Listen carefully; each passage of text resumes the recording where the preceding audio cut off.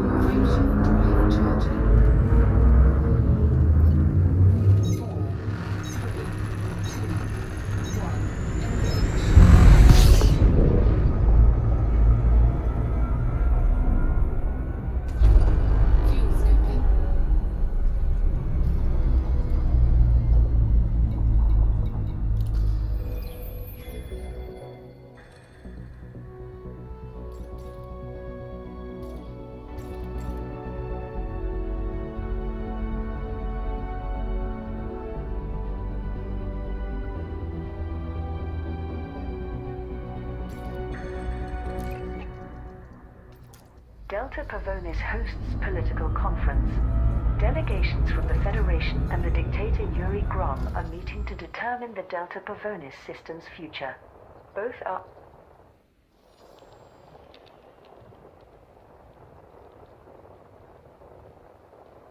Fuel scooping complete.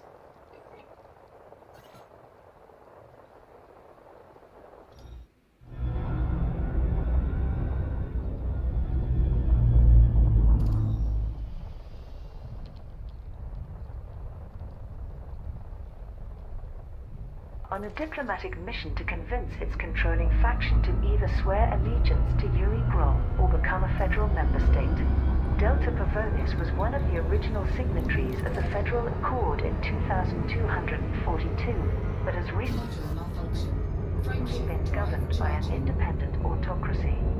Yuri Grom himself is present, having arrived on the megaship Indomitable. Grom was once a respected admiral in the Federal Navy before defecting with huge numbers of ships and followers. They established the independent EG Union, which he presides over as a military dictatorship. The rival delegation is led by Ambassador Delphine de Mon of the Federal Diplomatic Corps.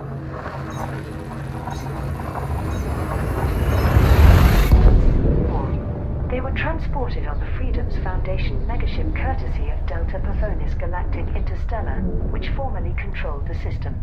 The ambassador invited newsfeeds to witness her initial introduction to Yuri Grom, who seemed slightly taken aback by her warm greeting.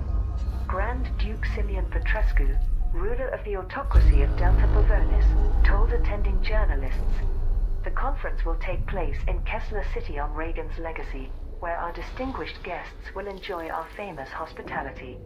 I look forward to learning more about their respective proposals. This is the first time that the Federation has diplomatically engaged with Yuri Grom. Political observers noted that this tactful approach may be due to several federal factions recently declaring independence.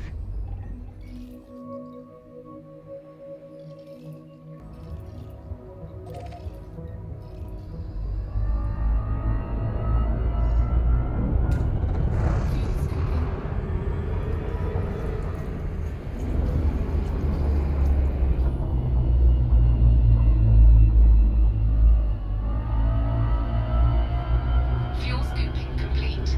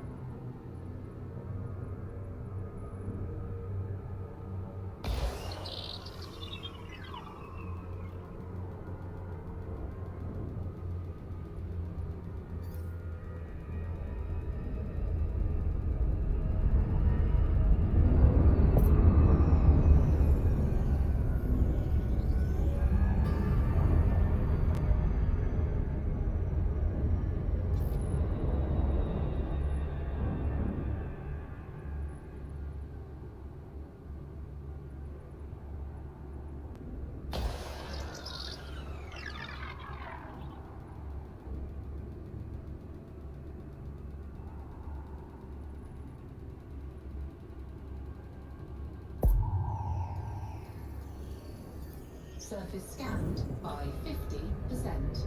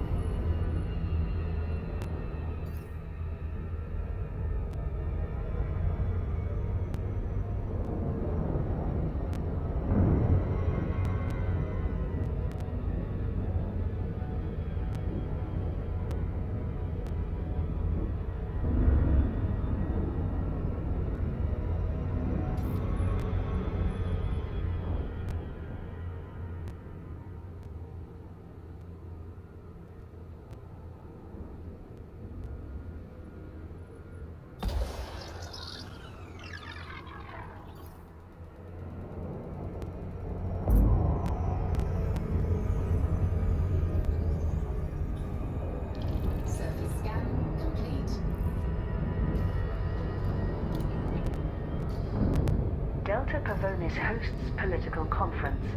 Delegations from the Federation and the dictator Yuri Grom are meeting to determine the Delta Pavonis system's future. Both are on a diplomatic mission to convince its controlling faction to either swear allegiance to Yuri Grom or become a federal member state. Delta Pavonis was one of the original signatories of the Federal Accord in 2242, but has recently been governed by an independent autocracy. Yuri Grom himself is present, having arrived on the megaship Indomitable. Grom was once a respected admiral in the Federal Navy before defecting with huge Frameshift drive charging. numbers of ships and followers. They established the independent EG Union, which he presides over as a military dictatorship. The rival delegation is led by Ambassador Delphine Dumont of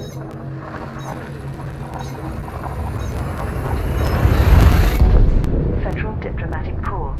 They were transported on the Freedoms Foundation megaship courtesy of Delta Pavonis Galactic Interstellar, which formerly controlled the system. The ambassador invited Newsfeed to witness her initial introduction to Yuri Grom, who seemed slightly taken aback by her warm greeting. System scan complete. Grand Duke Simeon Petrescu, ruler of the autocracy of Delta Pavonis, told attending journalists. Fuel scooping. The conference will take place in Kessler City on Reagan's legacy, where our distinguished guests will enjoy our famous hospitality. I look forward to learning more about their respective proposals. This is the first time that the Federation has diplomatically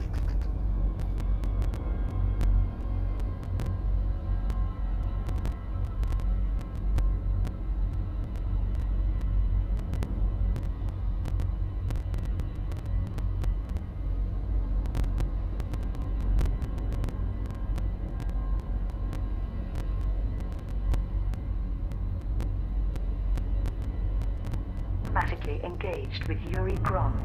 Political observers noted that this tactful approach may be due to several federal factions recently declaring independence.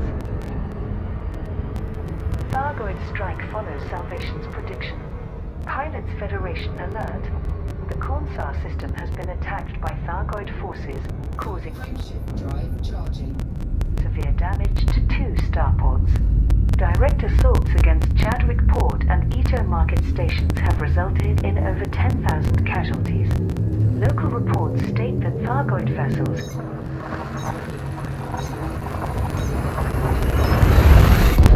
have also appeared elsewhere throughout the system, placing millions more lives at risk.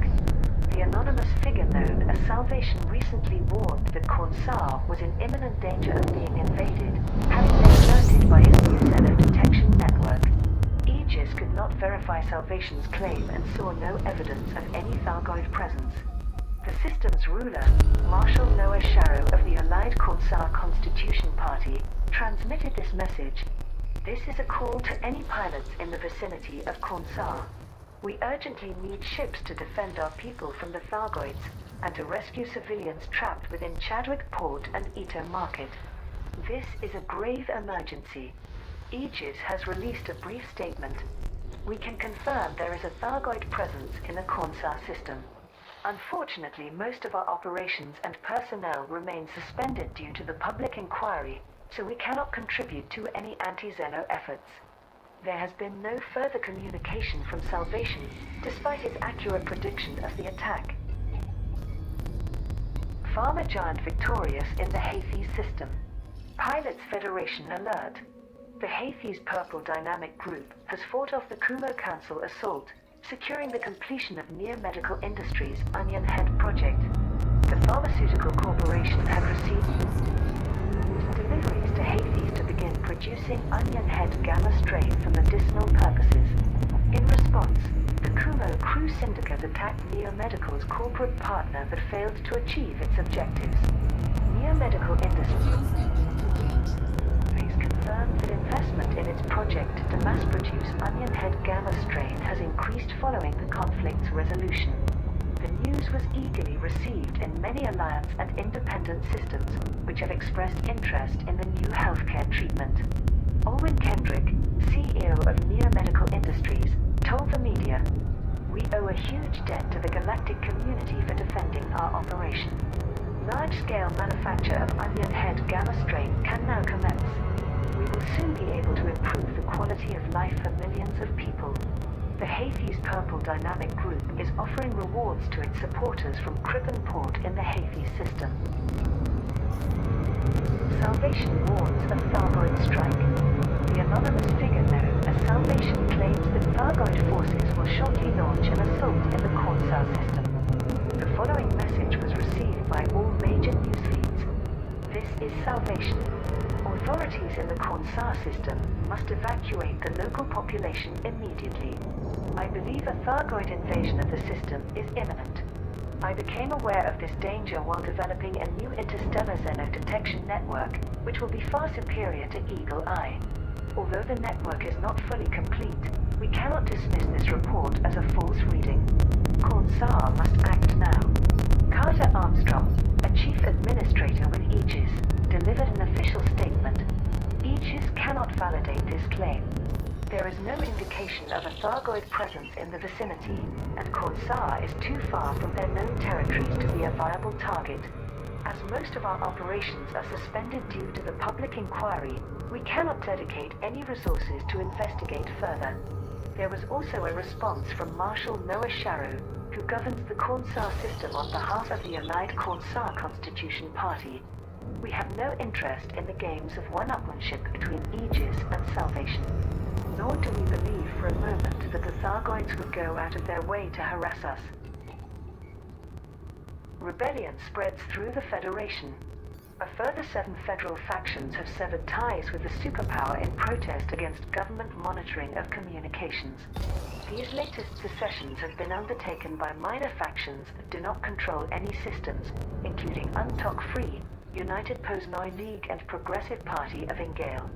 Political journalist Sofia Trevino reported for the Federal Times, 8 factions Surface scanned by 50%. had previously declared independence from the Federation, and now an even greater number forms the third wave of rebellion. It's clear that their populations feel empowered to take a stand against losing their constitutional rights of privacy. Vice President Archer shrugged off this latest development, maintaining that the Proactive Detection Bureau performs a vital security role in these troubled times. Since none of these latest factions currently govern a system, he may also believe that resistance to the PDB is on the wane.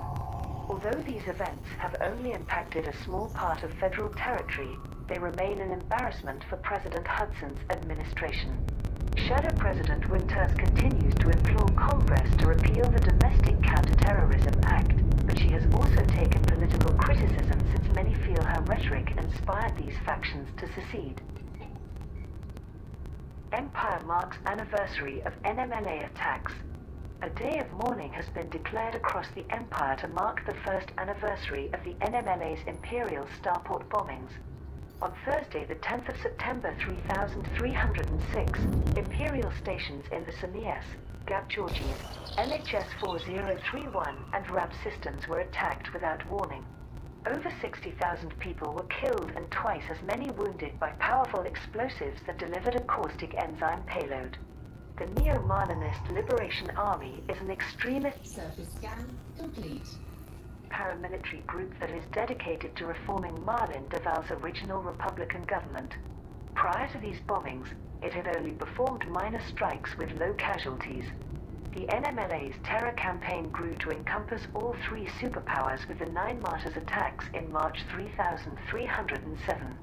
It also led to supporters of Marlinism fleeing from the Empire as refugees, eventually resettling in the Marlinist colonies.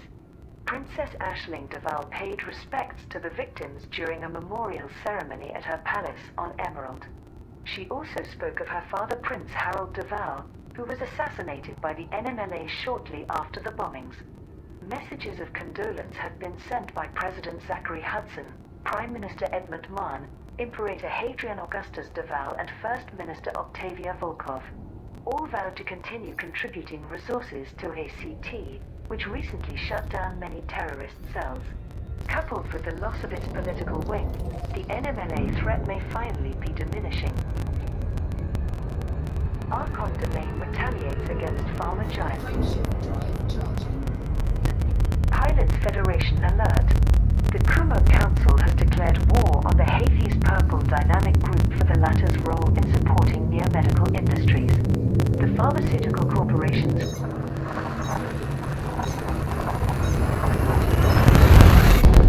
recent campaign in the Houthi system enabled the mass production of onion head gamma strain, scheduled to be available as a medicinal product from alliance and independent markets. The drug is currently distributed in a handful of anarchy systems by the Kumo Crew Syndicate. As hostilities erupted in the Houthi system, Archon Delane broadcast a message for near-medical industries. Did you truly believe you could steal from us and survive unscathed? Now your allies will pay for your greed with their blood. In response, CEO Olwyn Kendrick broadcast a call for help. This terrifying attack by the galaxy's most vicious pirates may pressure investors to withdraw, causing the entire project to collapse. If so, the vital materials that pilots delivered will be wasted. To prevent this, we urgently require support for our corporate partners against these criminals.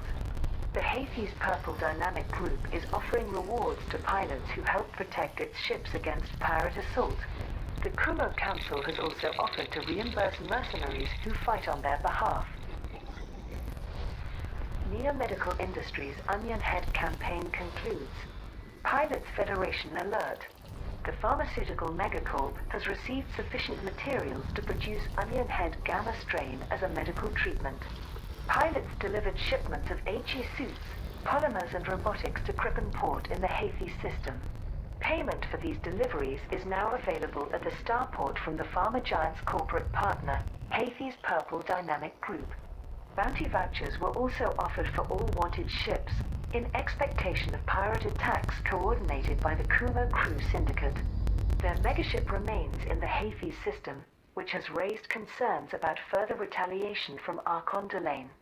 An announcement was made by Olwyn Kendrick, CEO of Near-Medical Industries.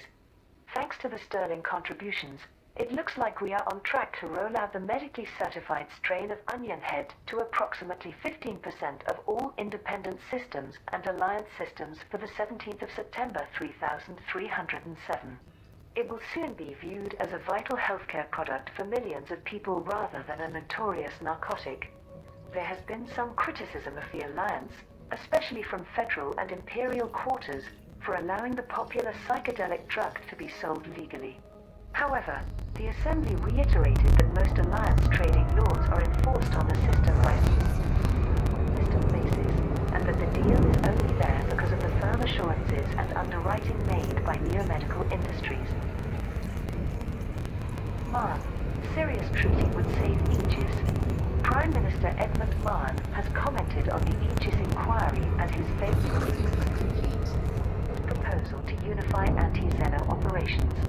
As part of an interview with the Alliance Tribune, he said, "The greatest regret of my career is that I was unable to formalize the Sirius Treaty at the Galactic Summit. This would have revolutionized Aegis by providing the commitment and resources it deserves, Frameshift drive charging. sparing it the indignity of a public inquiry. The Nine Martyrs attacks prevented that historic occasion, of course, but the Sirius Treaty itself remains viable. I'd be happy to ratify it on behalf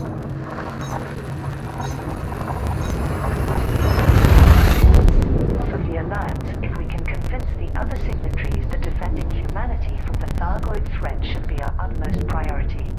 Investigators continue to gather information regarding Aegis's operations. There have been further resignations of key staff, and financial records are being independently audited. Dr. Paul Borman, chair of the Board of Inquiry, confirmed that charges of criminal negligence could be brought against key figures within Aegis given sufficient evidence. However, there is uncertainty as to which court would deal with legal proceedings for a tri-superpower organization. ACT scores victories against the NMLA. The affiliated counter-terrorism unit has reported progress in its efforts to eliminate the Neo-Marxist Liberation Army. Captain Milo Castile, one of ACT's joint leaders, told a press briefing, "The recent civil war in the Marxist colonies was a tragedy, of course, but many pro-NMLA individuals were exposed during the conflict. Minister John Christophleon, the newly elected leader of the Milanism Reformation Party, has cooperated fully in rooting out extremists from his faction.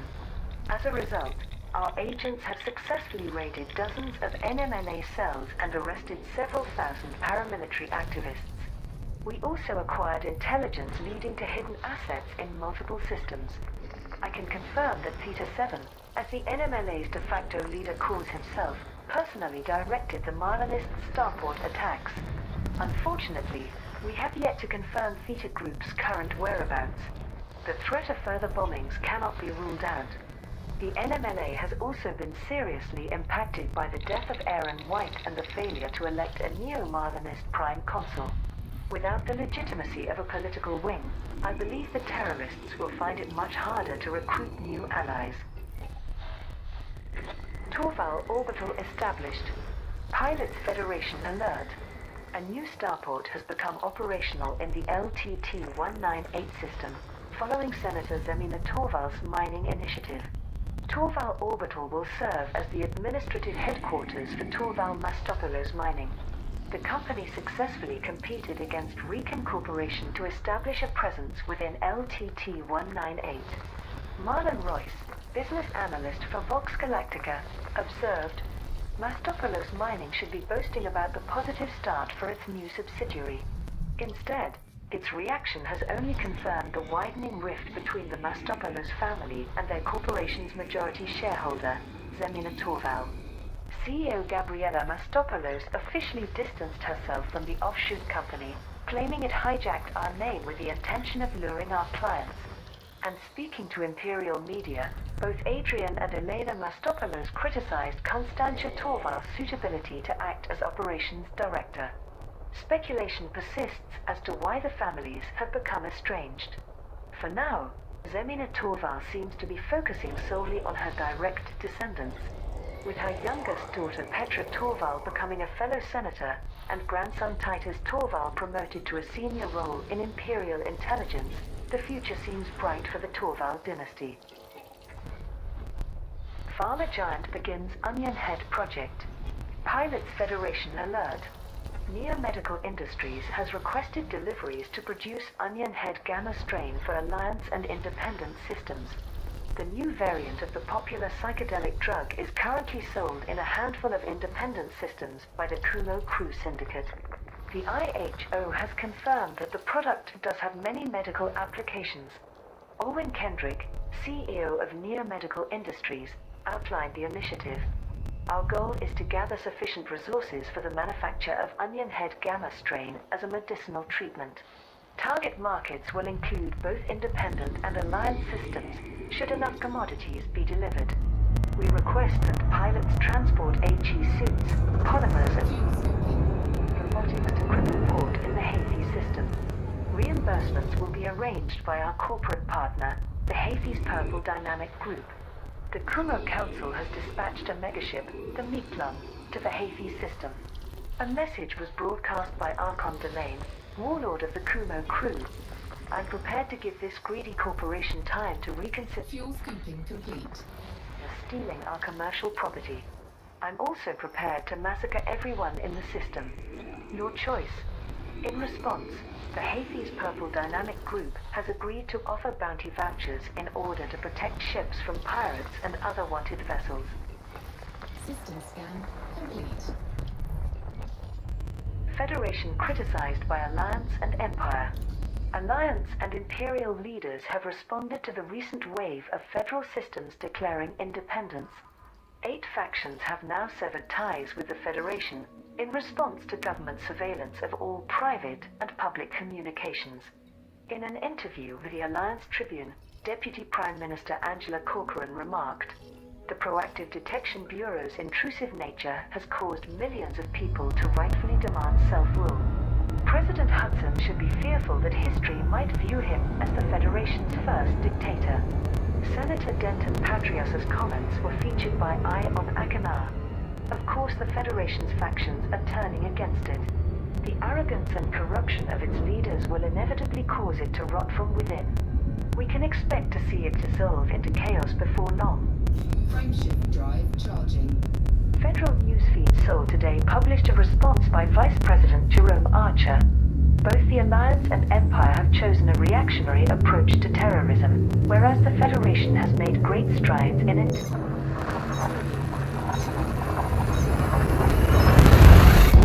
Intelligence gathering and preventative action. I'm confident that the Proactive Detection Bureau will come to be accepted as one of the galaxy's greatest innovations. Hyphen's cache reveals mysterious project. Pilots Federation alert. A databank left by a crashed vessel on the moon Colonia 5EA has reactivated, revealing clues as to its origin. The crash site was System scan complete. first discovered over 4 years ago via listening posts in the Colonia, Nichi and Wisat systems. These posts held transmissions from the ship's owner, Commander Heiford, discussing his attempts to avoid members of a private military outfit he had previously worked for. This latest development was discussed by Eric Gunnarsson of the Wallglass Investigations Agency. Commander Heiford spoke of making deliveries to a nameless organization in the Pleiades, and left a data cache in the Colonia system that provided further details. Heiford's cache, as some investigators referred to it, had remained locked until a manually set timer system finally expired last week. The information within has apparently directed pilots to investigate the HIP 26176 system. It's possible that Kit Fowler's recent theories regarding Black Flight, another old mystery, might prove relevant after all. But there are bigger questions that need answering. Who was Heiford working for? Were they responsible for causing his ship to crash? And if so, what secrets were they trying to Frameshift drive charging. keep? Corporation plans Onion Head medical product. The pharmaceutical giant Neo Medical Industries aims to mass produce Onion Head gamma strain as a medicine.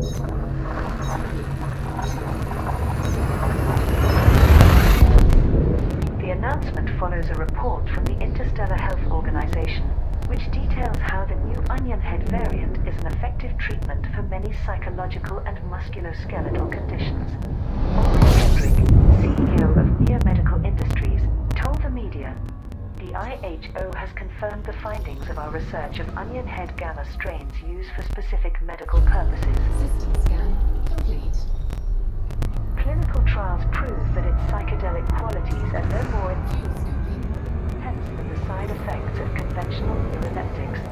It is inappropriate that a crime syndicate should provide a product that can relieve the suffering of millions. Therefore, we aim to build our own stockpile to expedite its distribution to common markets." This statement was viewed as controversial in some quarters, particularly within the Federation. However, there have been expressions of interest from many independent factions. The Kumo Crew Syndicate, which manufactures and distributes Fuel scooping complete. its Onion Head gamma strain, has offered no response as yet.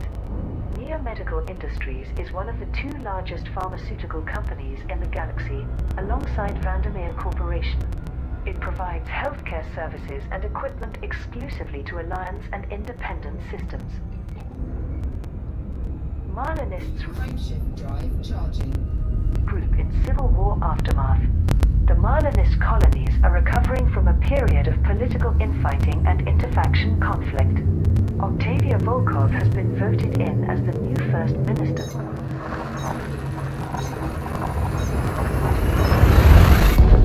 Following a snap election. Her decisive action against Aaron White's Neo-Marlinist movement, which led to the elimination of the NMLA's political wing, drew huge support from voters. In a parliamentary address, First Minister Volkov said, "We must focus on building an independent society rather than changing the empire. In time we will evolve into the fully fledged Marlinist republic we have fought so hard for, and perhaps inspire our imperial cousins to walk the path to democracy." Marlinist factions now control all 8 of their original colony systems, some of which had temporarily fallen under external governance. They have also expanded into a handful of new systems. Prime Consul Coyote Tao, the chief ambassador of the Marlinists, has established formal channels with the Alliance Office of Diplomatic Relations and the Federal Diplomatic Corps. The Empire recognizes the Marlinist consulate, but maintains a distant relationship with what many consider to be subversive ex-imperials. The ceremonial funeral of First Minister Jenna Fairfax has taken place. Speakers drew attention to her achievements and leadership qualities. In a gesture that many viewed as an olive branch from the Empire, Princess Aisling Deval attended virtually and spoke of her meeting with Fairfax during the Galactic Summit.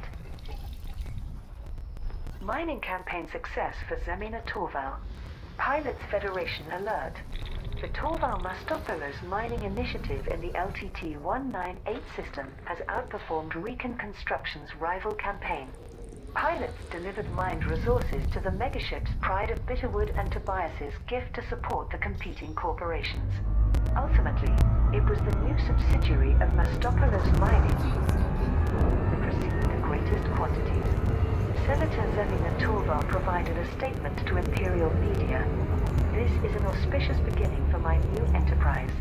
I am pleased to offer rewards to my supporters at the Pride of Bitterwood Fuel scooping complete.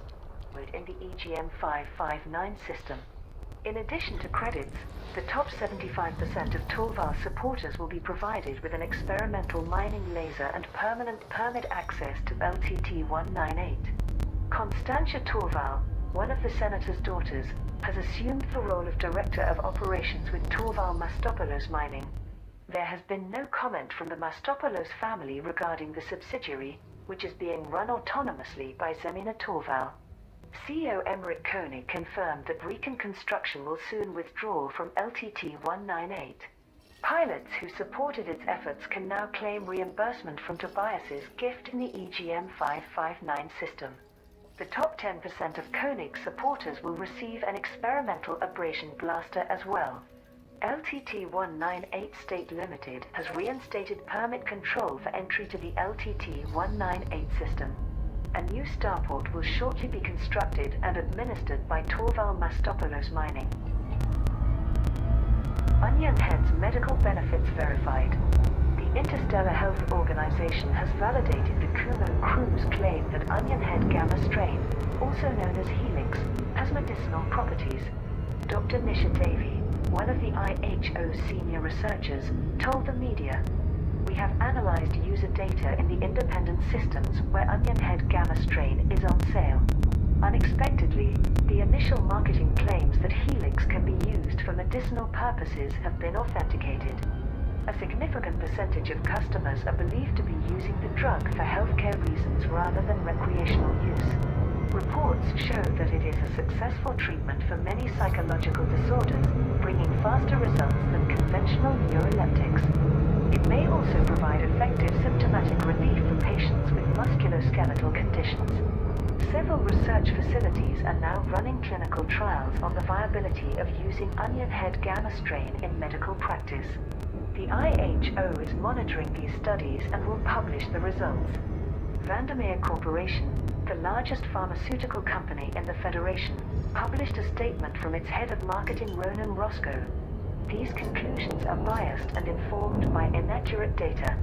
We maintain that all forms of Onion Head are dangerous narcotics with long-term detriments to health. Vandermeer's antipsychotic treatments are effective without the side effects of mild psychedelic experiences. A fractured Federation. Shadow President Felicia Winters has claimed that further systems declaring independence could severely damage the Federation.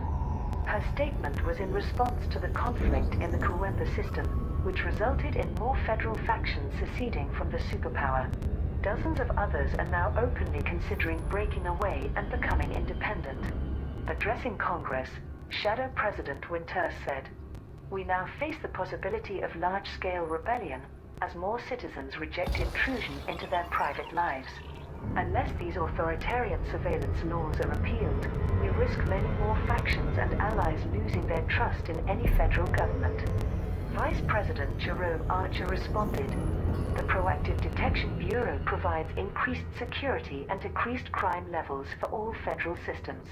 I deeply regret that a few have rejected its benefits, but we must concentrate on the bigger picture." The Sovereign newsfeed described how the newly seceded systems are celebrating freedom from government scrutiny. It claims that up to 50 other factions factions have expressed interest in becoming independent. However, the Surface scanned by 50%. Federal Times reported that more pragmatic leaders have voiced concerns that they are now more vulnerable. There are particular fears of retaliation by pro-Federation groups or attacks from opportunistic hostile forces. Conspiracy theorist finds network home. Independent journalist Flint firemaker Lafos has announced that the Rewired network will broadcast Kit Fowler's conspiracy-laden show End Times. Lafos, notorious for his own sensationalist claims, announced, finally, someone else who sees things as they really are. Kit Fowler's perceptive views match his technical genius. By retransmitting his End Times broadcasts, I'll be helping people resist the narrative conditioning being pumped into our minds by the faceless elite. Kit Fowler provides specialized engineering services from his workshop in the Kapoya system. He has used his show to make many outlandish claims over the years. These include labeling the shadowy figure Salvation an AI construct, accusing Utopia of secretly creating a new species of human, and arguing that the universe's true shape is being concealed by superpower-sponsored holograms. Lafos advertised Fowler's content with an excerpt Surface scan complete. from the most recent End Times episode. Years ago, a sinister group called Black Flight committed multiple crimes, including Module malfunction. murder, Frameshift drive to suppress charging. evidence of Thargoid activity after the First War. The mainstream news feeds buried the story, of course, but the fearless truth seekers among us have repeatedly named the Colonia, Nietzsche and Wasat systems as locations where the Black Flight operated. There's a real buzz in that region right now. Something's going on that they don't want you to know about. Never give up our search for the right facts, people.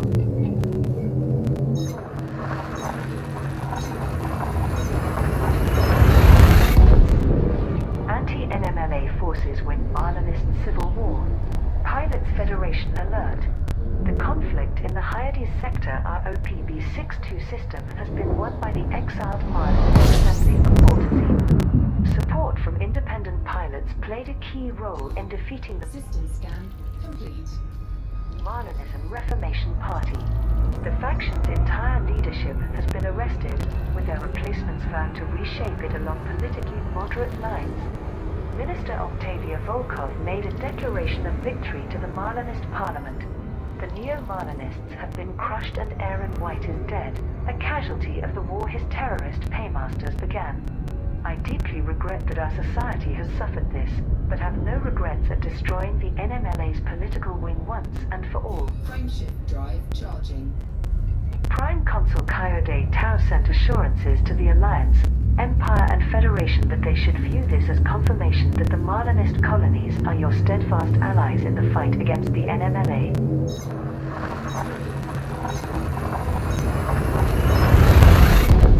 ACT has drafted in extra resources to investigate the Marlinism Reformation Party's ties to Theta Group, the terrorist bomb makers responsible for last month's devastating starport attacks.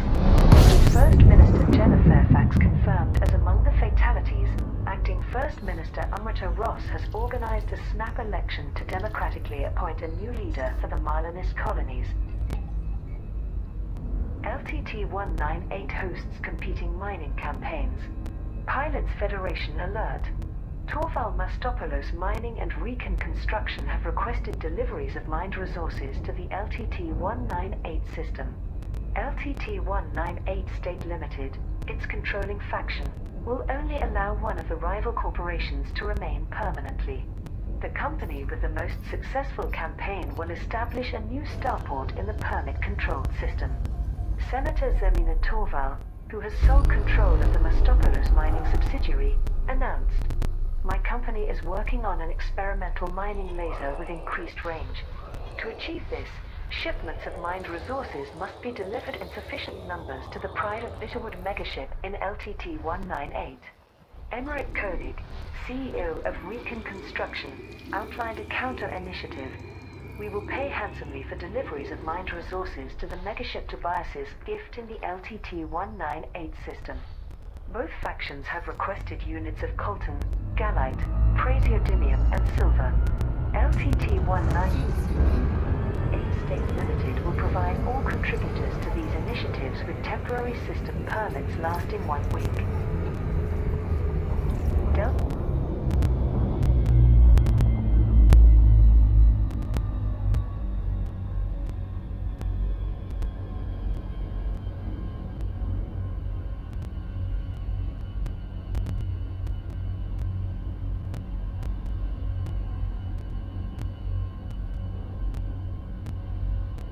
Pavonis hosts political conference.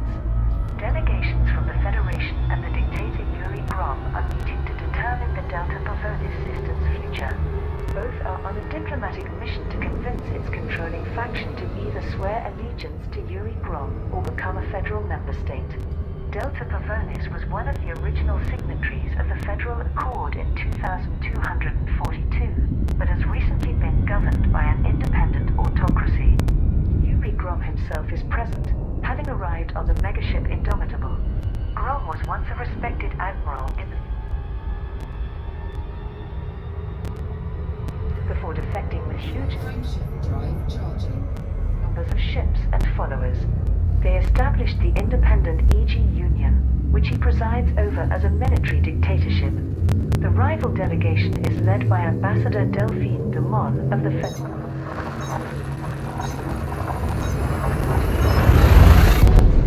diplomatic corps. They were transported on the Freedoms Foundation megaship courtesy of Delta Pavonis Galactic Interstellar, which formerly controlled the system. The ambassador invited newsfeeds to witness her initial introduction to Yuri Grom, who seemed slightly taken aback by her warm greeting. System scan complete. Grand Duke Simeon Petrescu, ruler of the autocracy of Delta Pavonis, told attending journalists, "The conference will take place in Kessler City on Reagan's legacy, where our distinguished guests will enjoy our famous hospitality. I look forward to learning more about their respective proposals. This is the first time that the Federation has diplomatically engaged with Yuri Grom." Political observers noted that this tactful approach may be due to several federal factions recently declaring independence. Thargoid strike follows Salvation's prediction. Pilots Federation alert. The Cornsar system has been attacked by Thargoid forces, causing severe damage to 2 starports. Direct assaults against Chadwick Port and Ito Market stations have resulted in over 10,000 casualties. Local reports state that Thargoid vessels have also appeared elsewhere throughout the system, placing millions more lives at risk. The anonymous figure known as Salvation recently warned that Cornsar was in imminent danger of being invaded, having been alerted by his new Xeno detection network. Aegis could not verify Salvation's claim and saw no evidence of any Thargoid presence. The system's ruler, Marshal Noah Sharrow of the allied Cornsar Constitution Party, transmitted this message. "This is a call to any pilots in the vicinity of Cornsar. We urgently need ships to defend our people from the Thargoids and to rescue civilians trapped within Chadwick Port and Ito Market.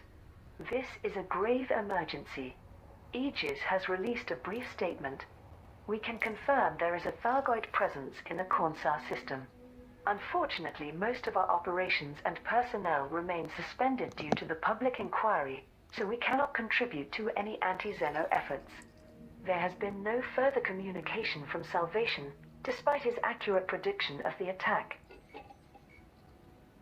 Pharma giant victorious in the Houthis system. Pilots Federation alert. The Houthis Purple Dynamic Group has fought off the Kumo Council assault, securing the completion of Near Medical Industries' Onion Head project. The pharmaceutical corporation had received deliveries to Houthis to begin producing Onion Head gamma strain for medicinal Sorry, I was just setting up purposes. the In chat thing as response, well because the Kumo Crew Raymond was Syndicate saying attacked Neo Medical's corporate partner but he failed was to chatting achieve its and I objectives. didn't have that open. Neo So Medical Industries confirmed that investment in its project to mass-produce Onion Head gamma strain has increased following the conflict's resolution.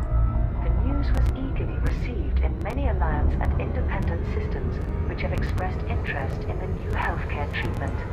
Owen I can't Kendrick, feel Scoop from the CEO story of Neo series. Medical Industries, told the media, "We owe a huge debt to the galactic community for defending our operation. Large-scale manufacture of Onion Head gamma strain can now commence. We will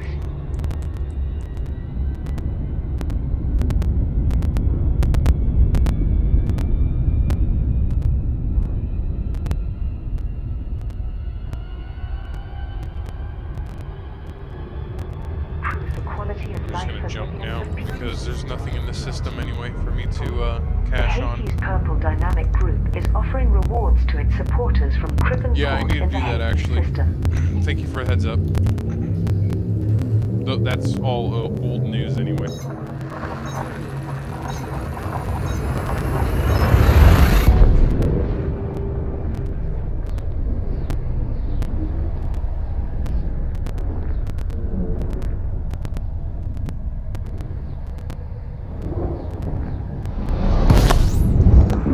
Yeah, that feature is pretty loud actually.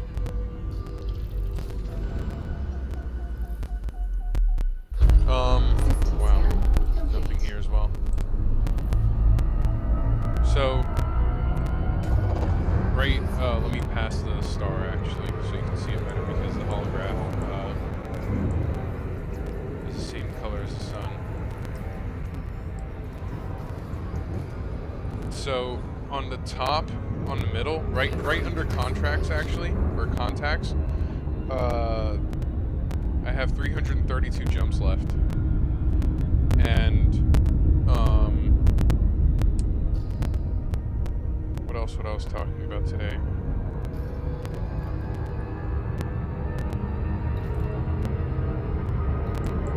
The overall health of my modules and the power they need to function.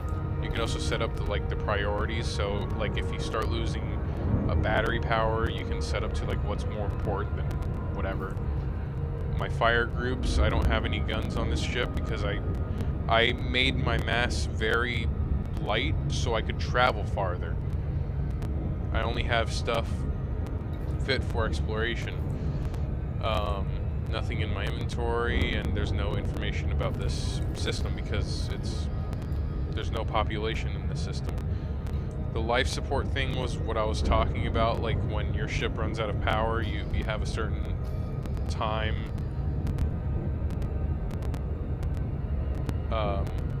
left to live. I only have 1.4 million credits. That's nothing, honestly. Let me show you the map real quick, actually. So, I don't remember because this was a long time ago. I think I started off like this. Or like this, and I just went around in this giant U. And if I bring the map way closer, actually, let me change to realistic. All of this, you can explore. Everything that's passing through your screen. Let me just go more towards the center, around here, where I was earlier. All of this you can explore. Every single thing you're seeing right on your screen when I move around, you can explore. Let's go. This is where I went the furthest.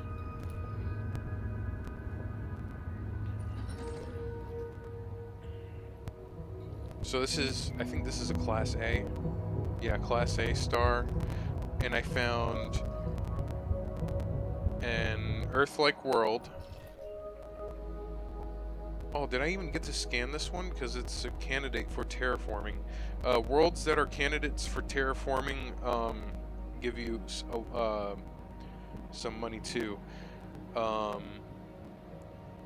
But Earth-like worlds give you the most. They give you 4.2 or 4.5 million credits per scan. Frameshift drive charging.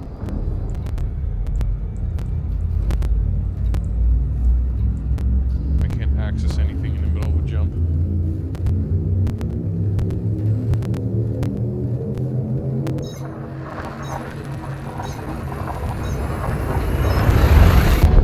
This is the slowest process. Like exploration is sort of the slowest way to make money. But I find it the most thrilling because you're seeing different things every single time. Sometimes there, like a system 2 days ago, I jumped into a system and there was like a star here, and then like another star really close by, like a binary star system. Let me just get. here, just a gas giant, and gas giants don't really profit anything at all in this game, unfortunately. There are some high metal content worlds, so let's hope they are terraformable if they have atmospheres.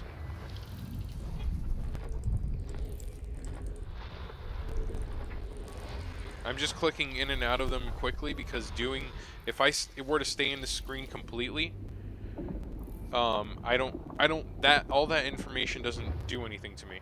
I mean, the Earth masses tells me how big the planet is, but other than that, I don't need all of that information. There's also another one behind there. That's not bad.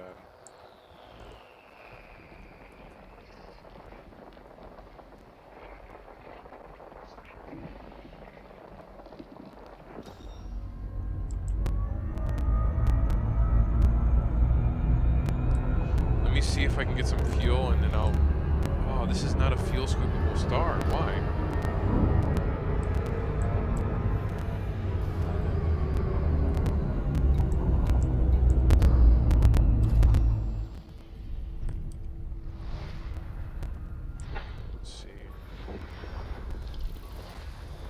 Again, I'm just clicking in and out as fast as possible because all that information, I do not need it.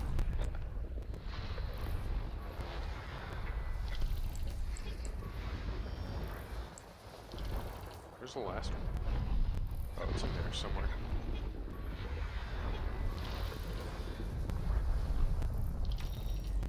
Now I go to the system map, which is on the bottom left. The galaxy map is on the bottom left, but it's the top one. The bottom one is the solar system map. I accidentally clicked the chat bar.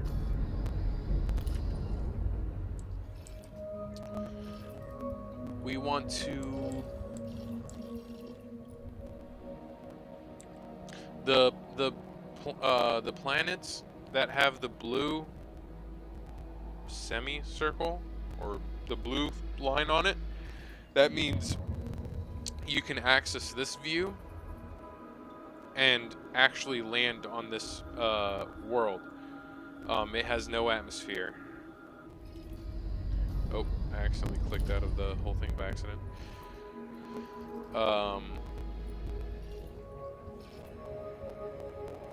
And if I was in a place where there's population, because you see on the left there's population 0, security, anarchy, and there's no allegiance, there's gonna be some starports that you can see on here that you can land on. Let me see if there's... Okay, this one's a candidate for terraforming. It says it right here. That's probably 1.5 to 2 mil right there in just scanning it. This is also one of the easier ways to make money if you don't want to fight anybody for money, or like catching bounties or doing military missions or even trading missions. This is one of the more exciting ways. For me, it's more exciting because not every system is the same.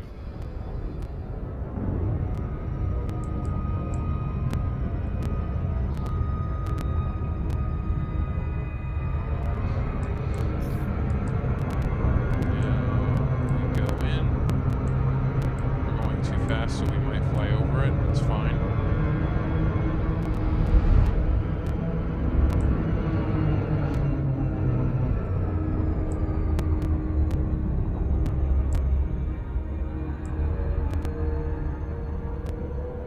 We're going to change to the surface scanner.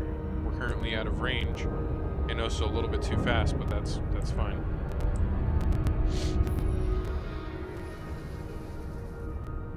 Seven probes max is the efficiency.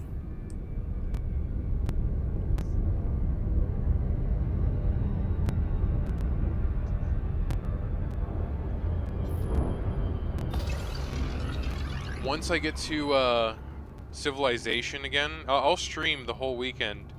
But once I get to civilization and then dock on a starport and everything, You can see like a whole bunch of people take off and land, enter the starport and stuff like that.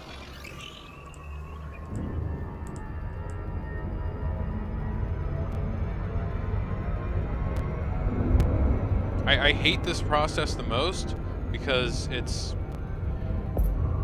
how can I put it to words? It's like if you accidentally click twice right now, it could possibly ruin the whole bonus that you get.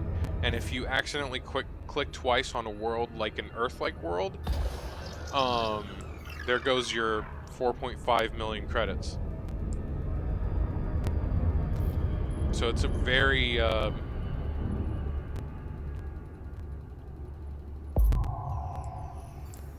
I have to do is get 90%. Once I hit 90%, I get the... I just got the 50% warning.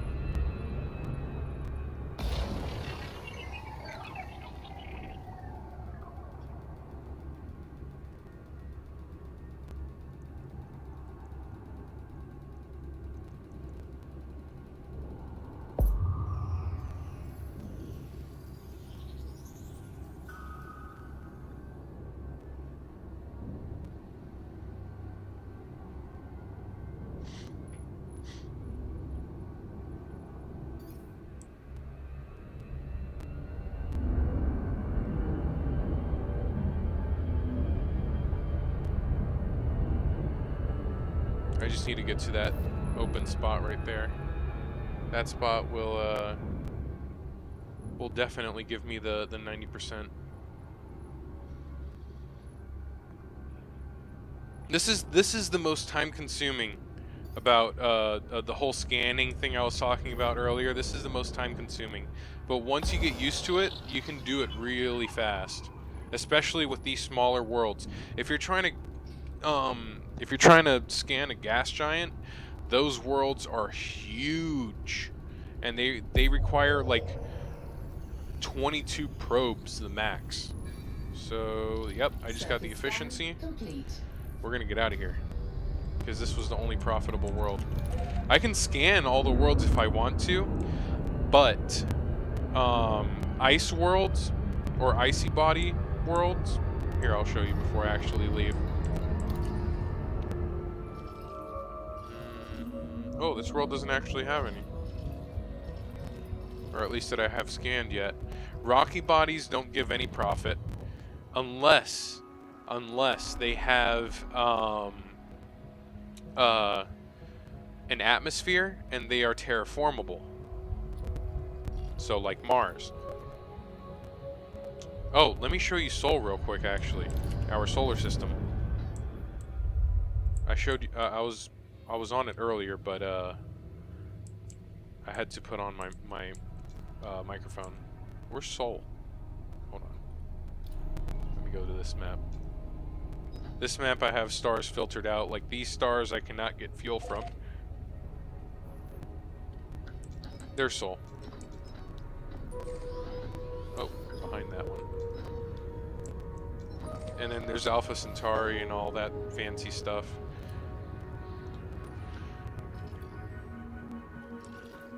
There's Mercury, with the space station orbiting it, Daedalus. Venus, with Brunel Station. Earth, with Li Qingjiao. Abraham Lincoln. These are all agricultural stations. That's what this logo means. It's agricultural. And Gorbachev. Then there's the moon, and then this is a, oh my goodness. I believe this station is, I completely forgot what this logo stands for.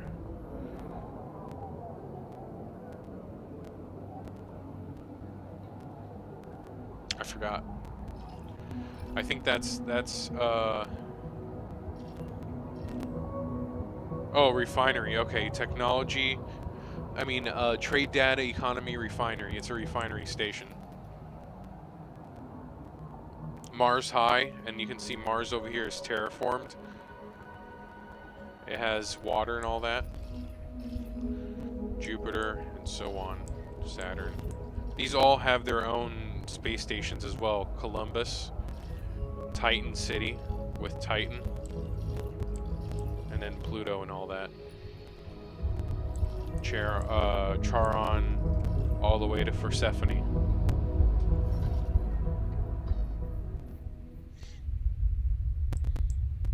Sagittarius A, the largest black hole in the center of our galaxy. All of this you can visit. Every single thing in here you can visit.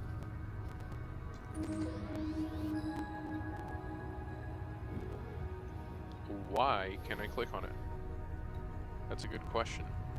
Realistic? Oh, there we go. Oh, I've never been to it, that's why I can't click to it.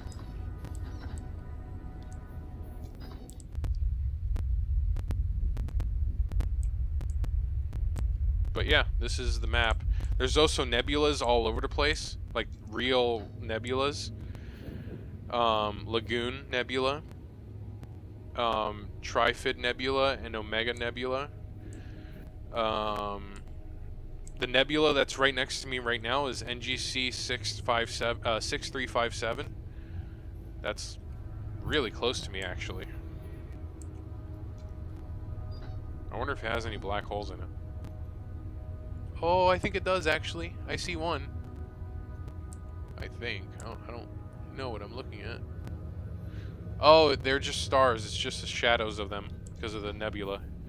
It creates shadow effects. They have... Where's that one? They have the Eagle Nebula. That's where Hubble Space Telescope took a picture of the Pillars of Creation.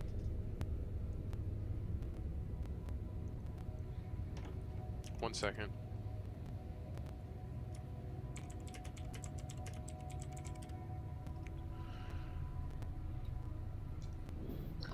The Eagle Nebula is where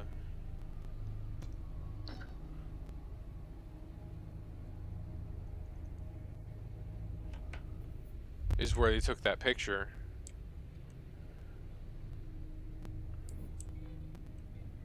California Nebula, Barnard's Loop, Orion Nebula. Look at that. Look at that area cluster of stars right there. Oh shoot. Ah, I accidentally clicked on it.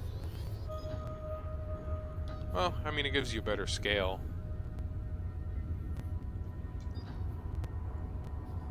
I want to actually go to this one day.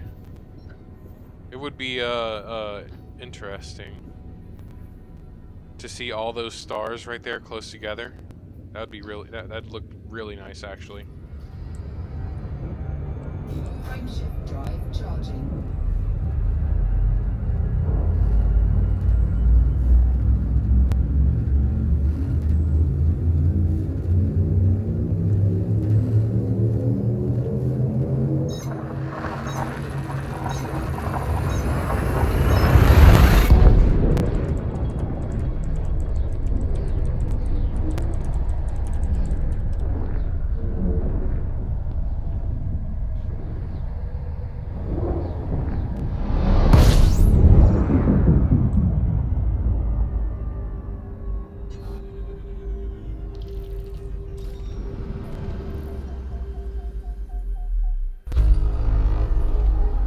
Things in the system. Ooh, a water world. If the water world can be terraformed, that would be really nice.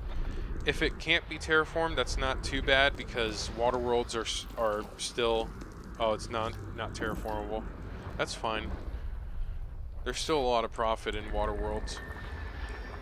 That's icy bodies. I do not care about icy bodies at all. I think at most an icy body will give you is like 10,000. Maybe a little bit more than 10,000 credits.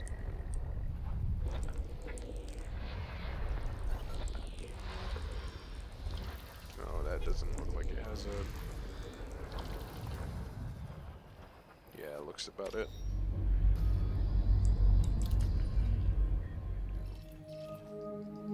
That's the water world. Cannot be terraformed.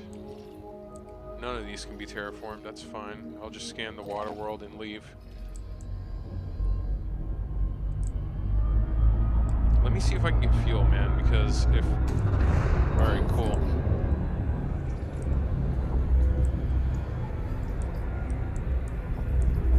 And then you can see how destroyed my ship is until it's done getting fuel.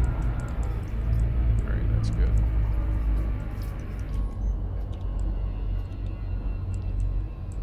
I don't want to do that.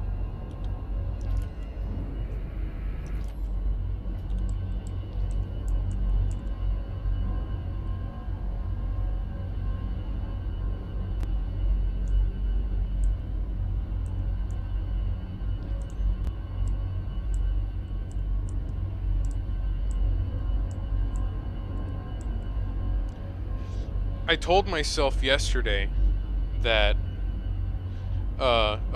this game is multiplayer. I'm playing in solo mode right now because I'm in the middle of nowhere, so there's no reason for me to play multiplayer because then I would experience lag and all of that stuff. So that's why I'm playing in solo play right now. Solo play still plays a role in this game though. For people that are playing in a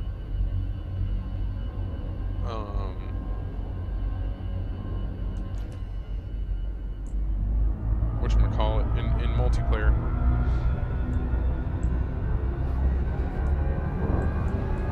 I don't want to risk getting randomly disconnected, you know, online, so that can also happen.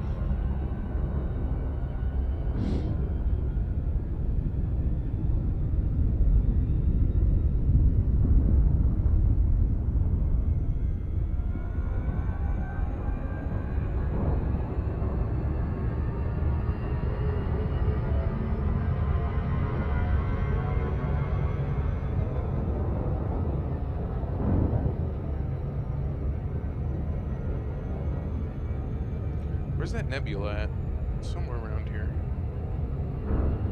That one that was like super close by. Oh shoot, hold on.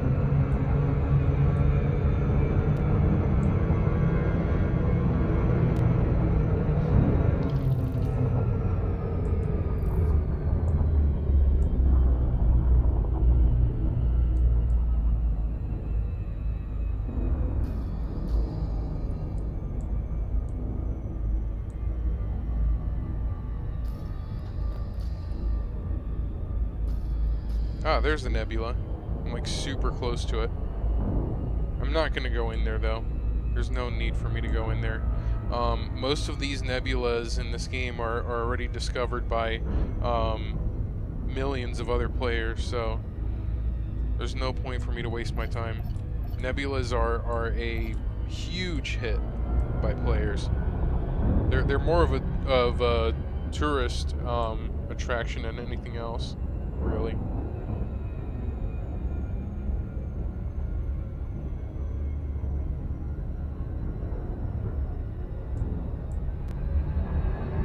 I'm gonna scan this world and then leave, like I said earlier.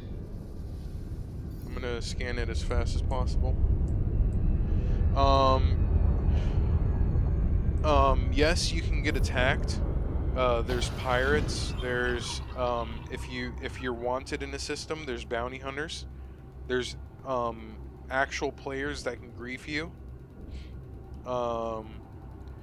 There's if you enter a system infested by Thargoids, you can encounter Thargoids. And those are like giant like aliens, which are scary, and I don't really want to encounter Thargoids.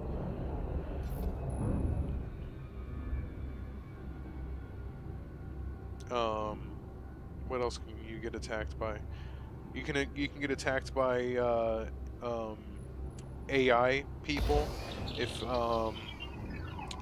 you go to a high intensity zone or a medium intensity zone or a low intensity zone. Intensity zones are basically war zones. Like factions are fighting each other. Like, for example, the Federation versus the Empire, or the Federation versus the Alliance, or vice versa for all of them. The only other way you can get attacked is if you forget to ask permissions to land in a starport. And actually, two other ways you can get attacked. If you forget to ask permission to land, then the starport will be like, what the heck? You know, you're basically landing without telling air traffic control in real life, and you know the government doesn't like that. Then there's you carrying illegal cargo.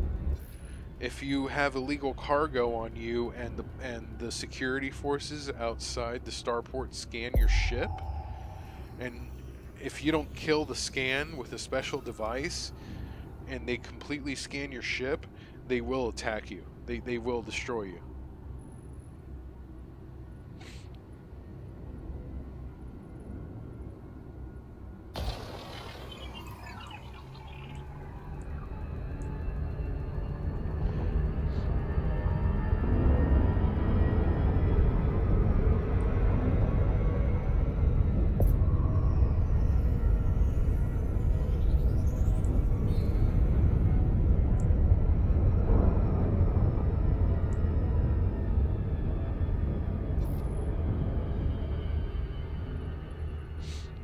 This isn't the most thrilled way to make money. I try to warn this to people that I encounter that say, "Oh, you play this game, or do you want to know more about this game?" When you watch me do this, it's not the most thrilling way to make money. You know, you're not getting action, but it's the most peaceful and the most exciting in a different way, for like an adventurous standpoint. You won't you know, there's like, look at the amount of like stuff you can discover. Like, who doesn't want who I can't tell anybody that doesn't want to do this, you know, like just the fact that there's probably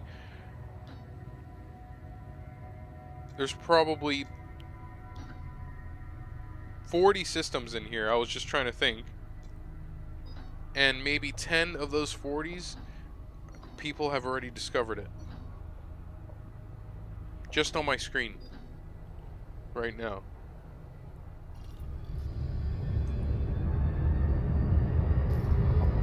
And it gives you your name and everything once you discover it as well. You can completely discover the solar system. Like, if it's a valuable solar system, you know, with like a bunch of like Earth-like planets, or, you know, a bunch of like terraformable planets.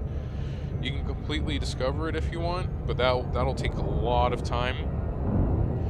Or you can just discover those worlds and, you know, just have your name on the map with those worlds. It's up to you.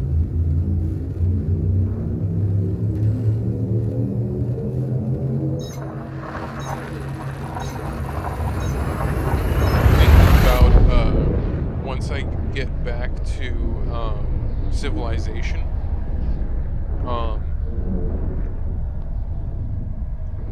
if I make enough money, I don't want to sell this ship that I'm using right now. I kind of want to keep it as like a memorabilia. But I want to make like a bounty hunter build for a ship.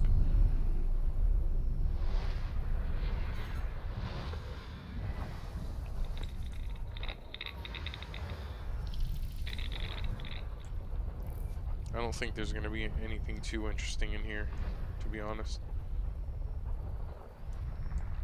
Because those are all icy bodies, and I do not care about that.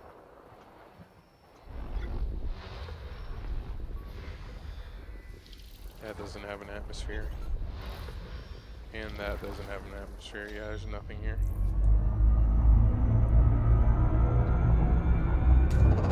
Fuel scooping. Let me get some fuel before I leave.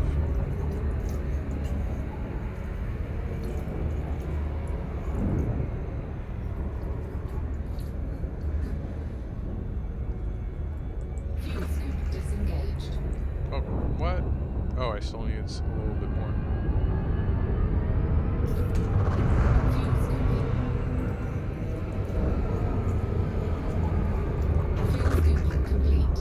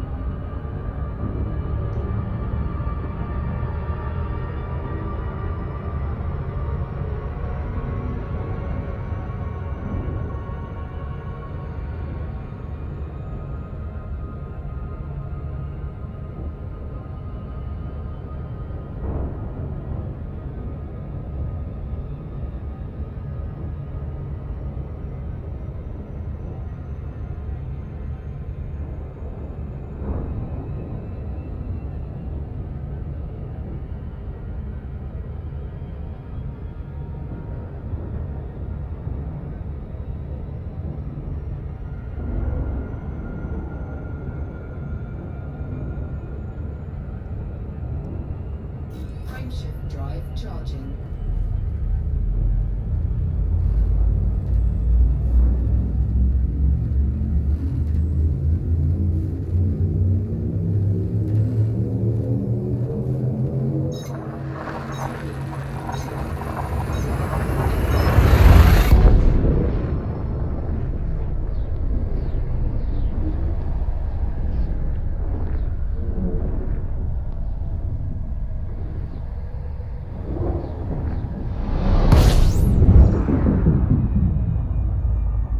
Let's see what's here.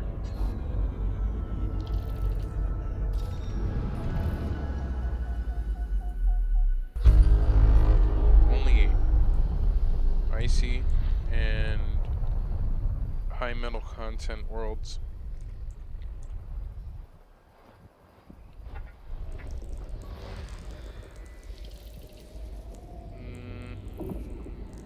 It has an atmosphere.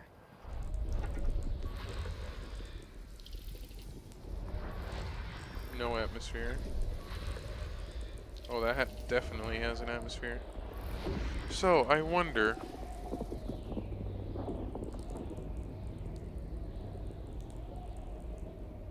if the atmosphere has certain percentages, would that also affect the...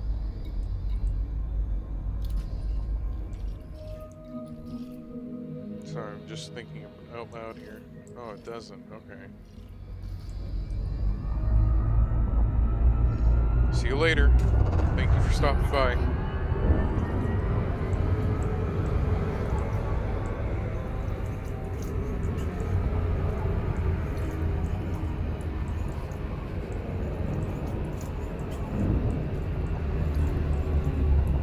Fuel scooping complete.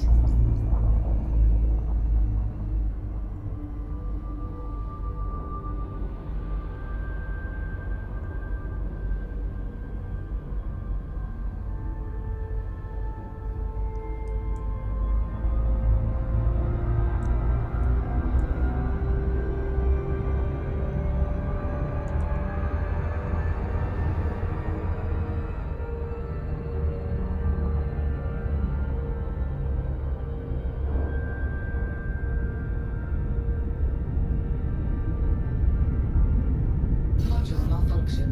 Frameshift drive charging.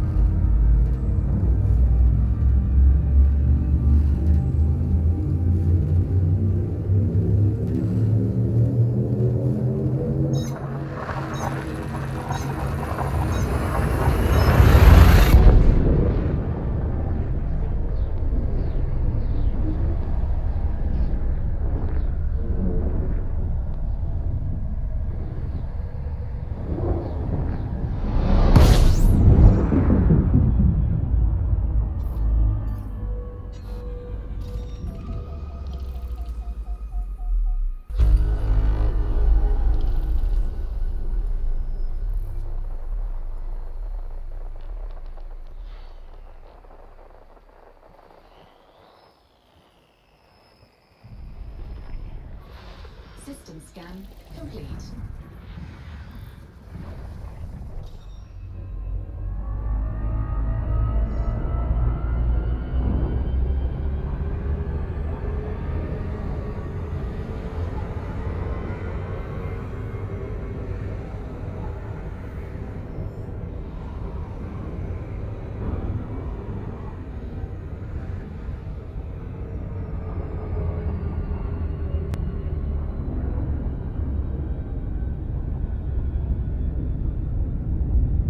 Frameshift drive charging.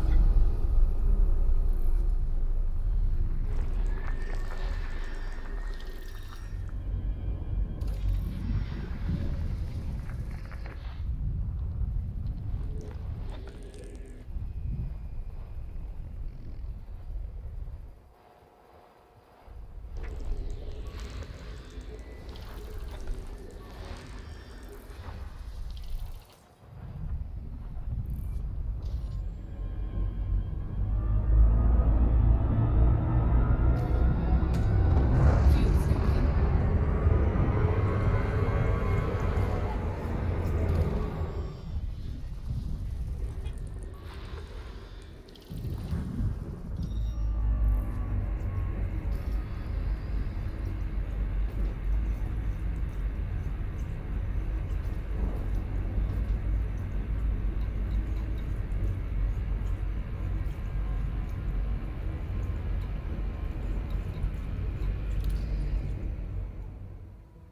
Fuel scooping complete.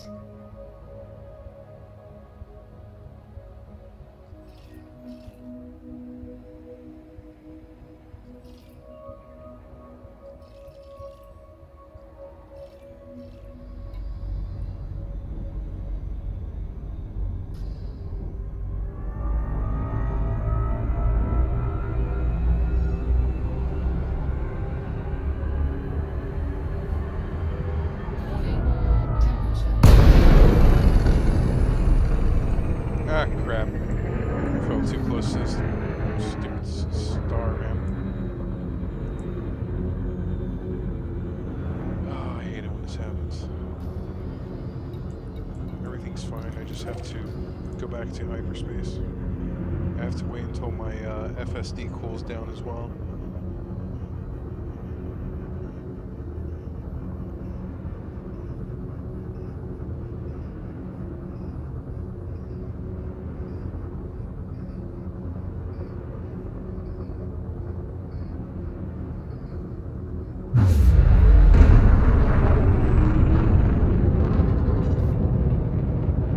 Frameshift drive There we go. charging. 4, 3, 2, 1. Engage. Okay, back in hyperspace.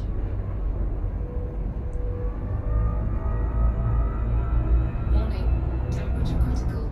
Yeah, I know. Temperature critical.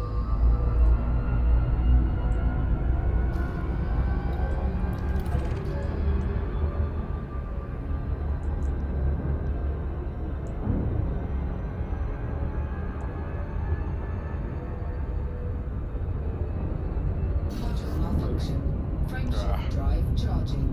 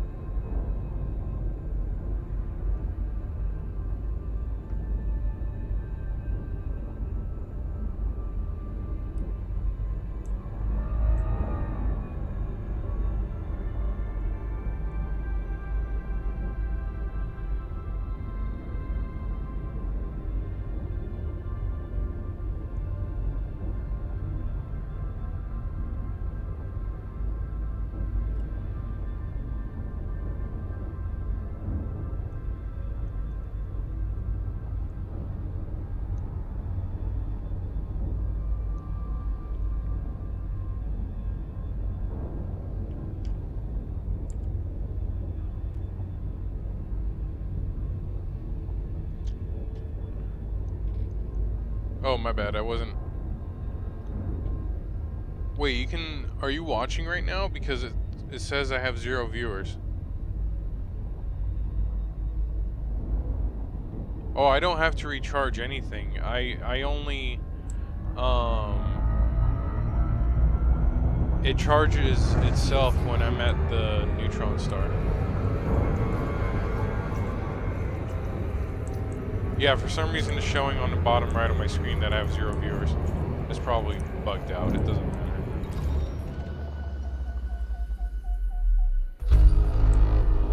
Or 0 people watching right now, and not the fact that there's 0, like, that's an icy body. I don't care about that.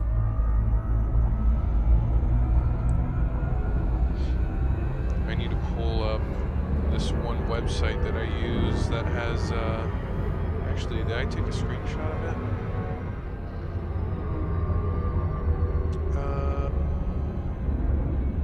I did.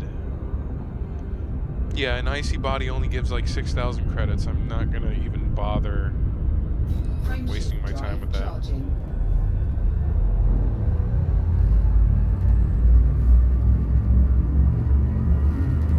Oh, that, what was it? A neutron star. The neutron star thing. It supercharges the frame shift drive.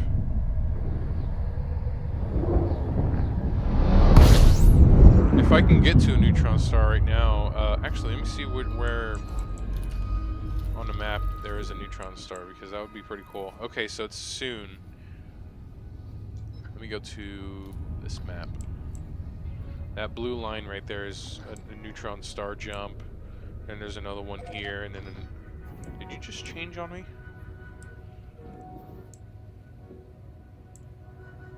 Okay, so in 1, 2, 3, 4, 5, 6, 7, 8, 9, 10, 11, in 12 jumps I'll get a neutron star, hopefully.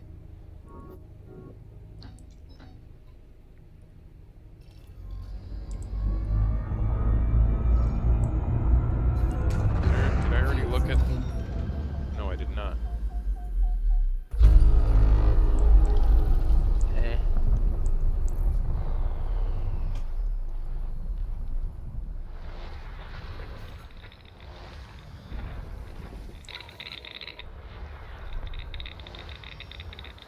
Worried about that. No atmosphere. No atmosphere. Nope. Garbage system.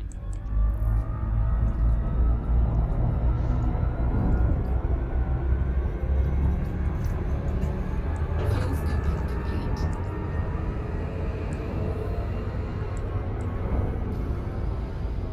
318 jumps left. Frameshift drive charging.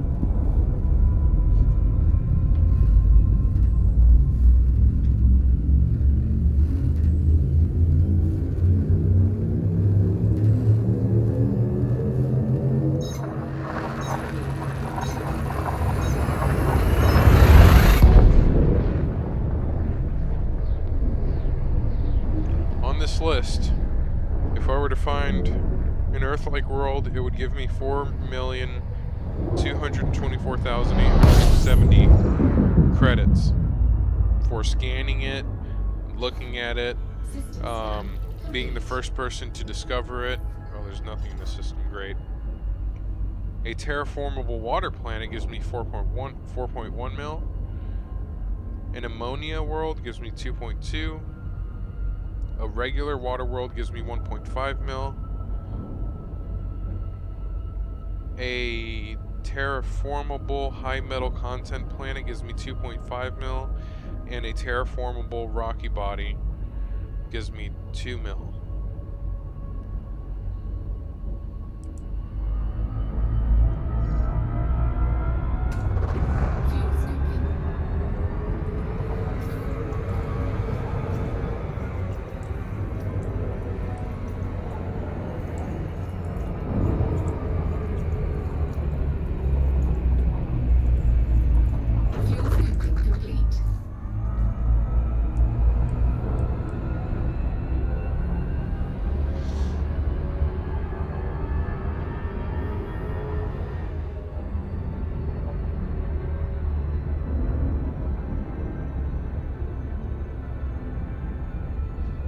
Oh, now it's saying that I have one viewer again. That's weird. Frameshift drive charging.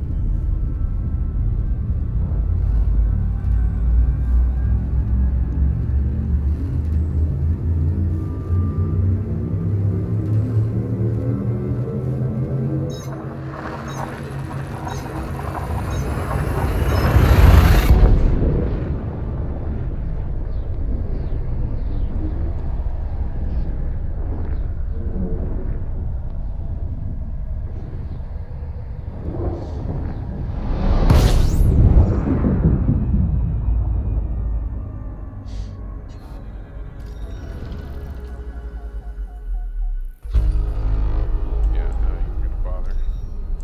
Only an icy body. Fuel scoping.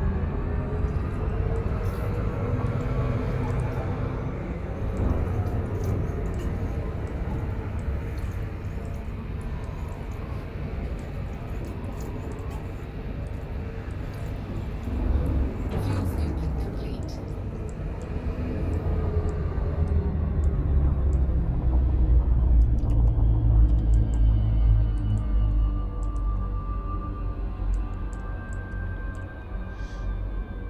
I'm close to the surface. Whoops, press the wrong button. It happens. I'm close to the surface, and now I'm not.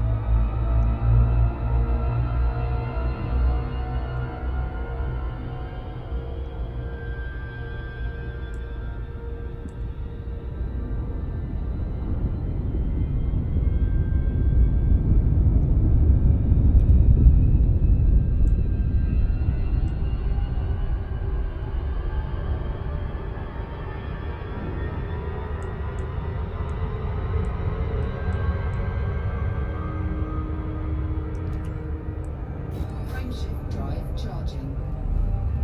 18 times the speed of light, 19, and 20. I think the fastest I ever gone was 1,100 something C.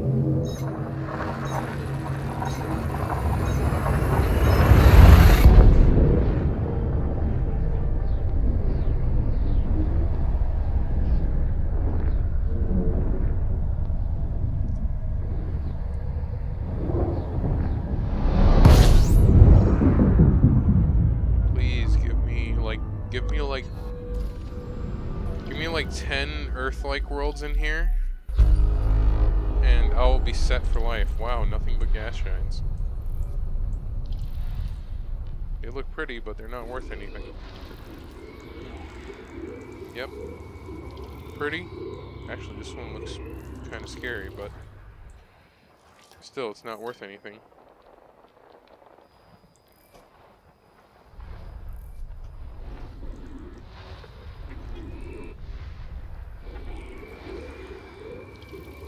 Nice looking, but not worth anything.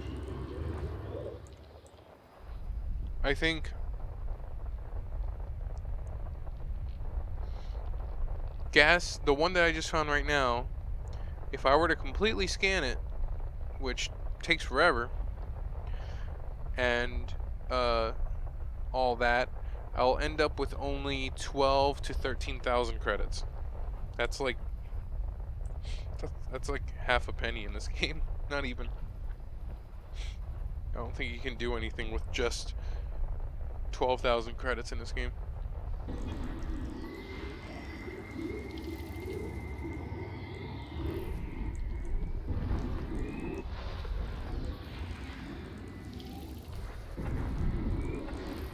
I'm just scanning them because they look nice. It's nice to see these every once in a while. What's this star over? Ah, brown dwarfs, okay. Brown dwarf and a red dwarf.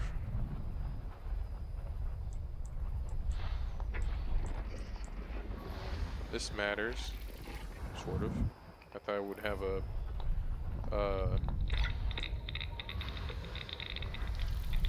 an atmosphere, but no.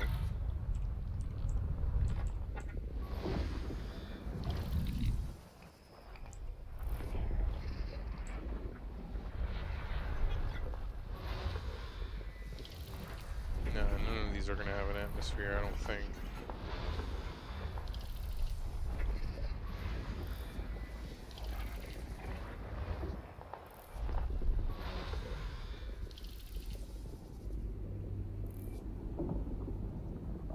One second.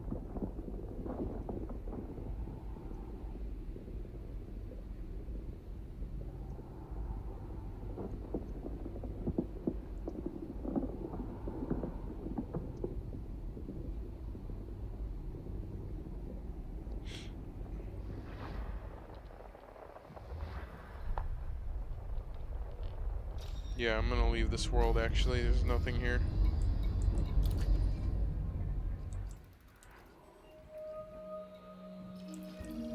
Yeah.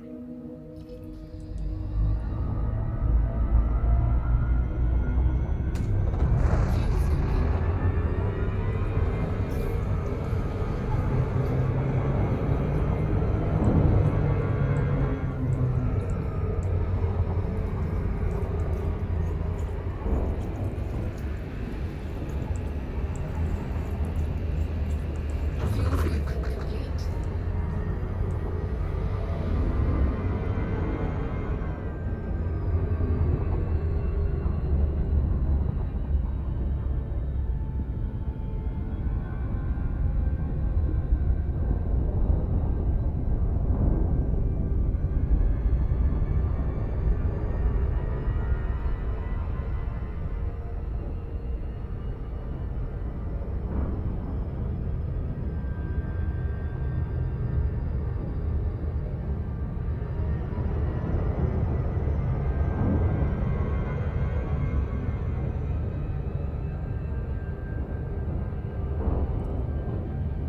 Frameshift drive charging.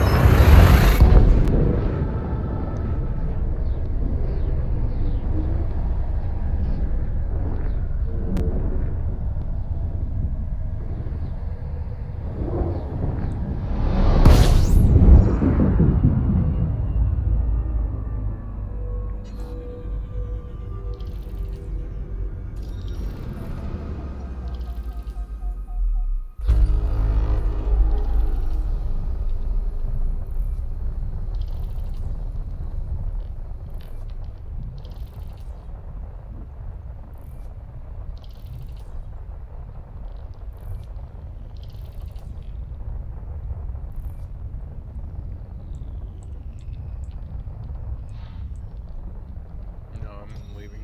There's no value here. Fuel scooping.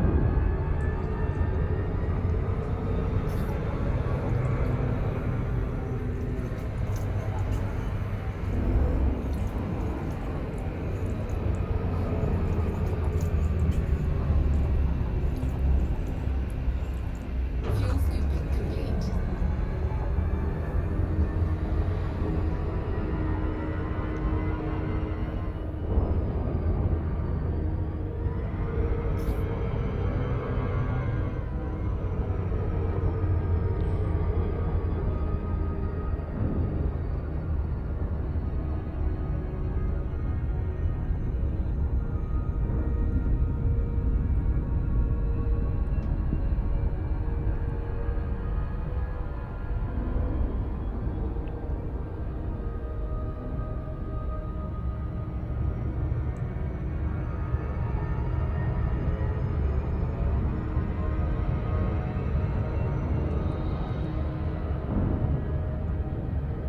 Frameshift drive charging.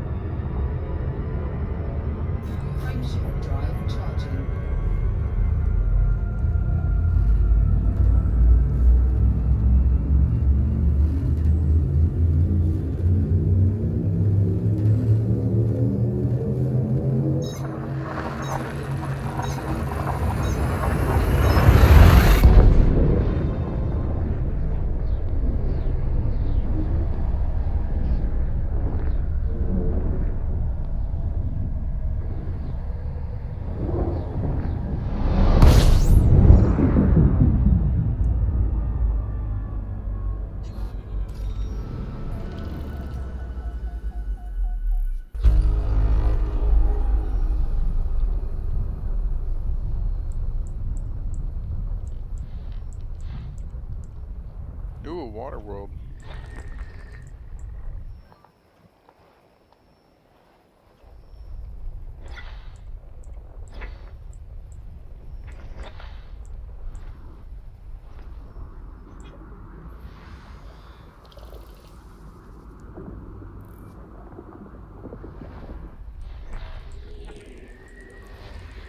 Nice.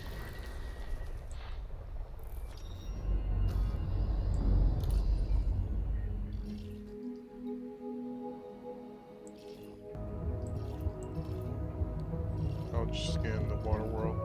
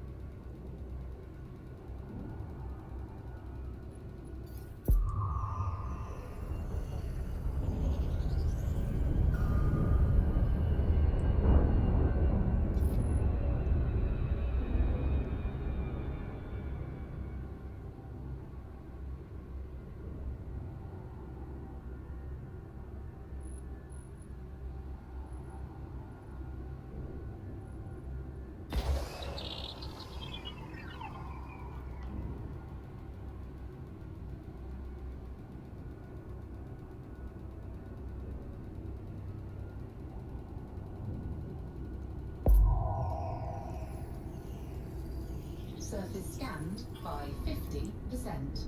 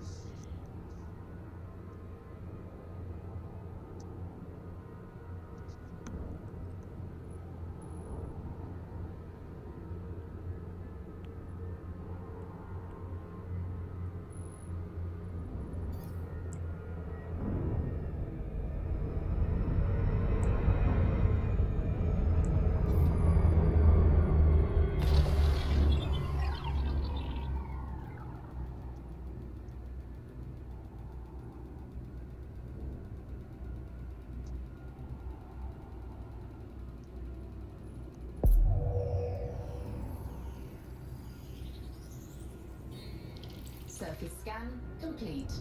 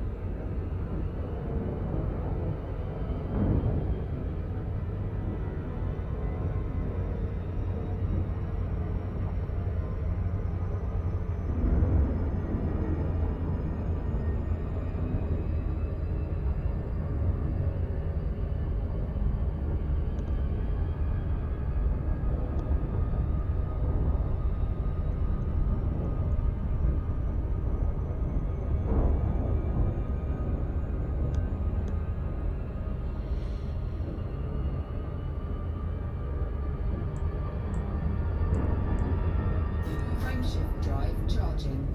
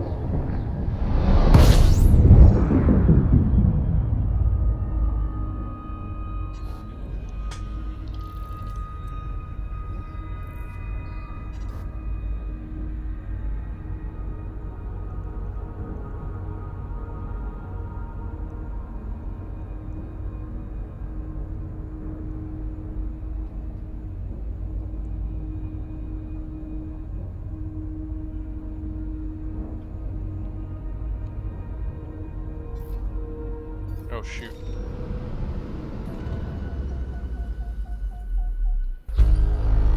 Oh? Oh no. False alarm.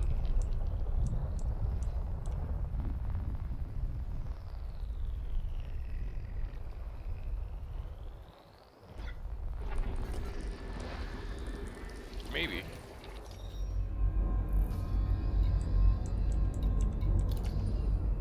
I doubt it, but yeah.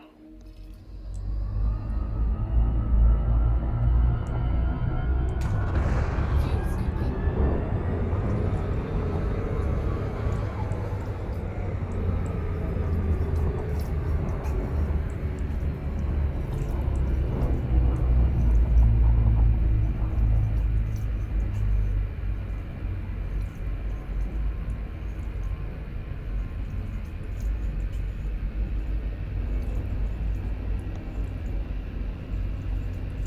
Fuel scooping complete.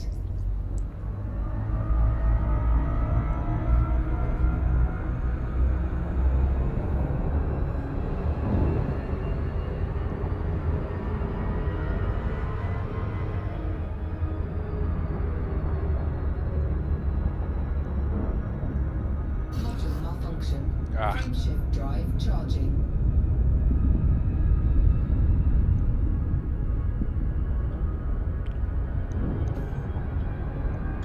Ooh, blue white stars next.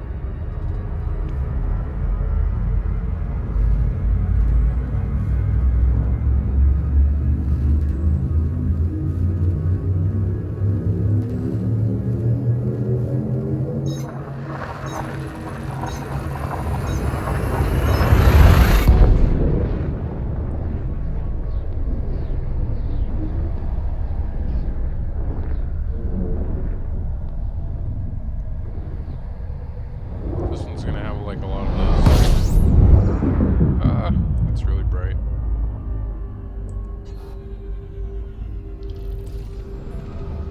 A lot of those fancy gas giants.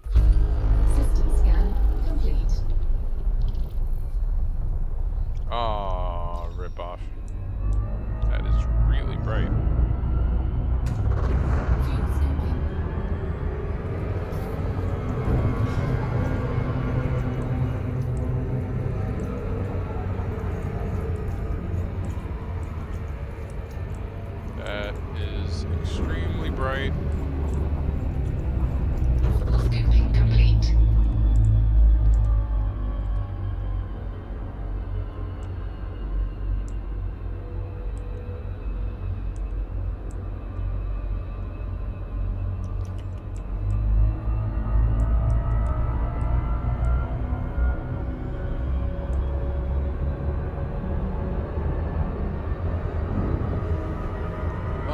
Class A star.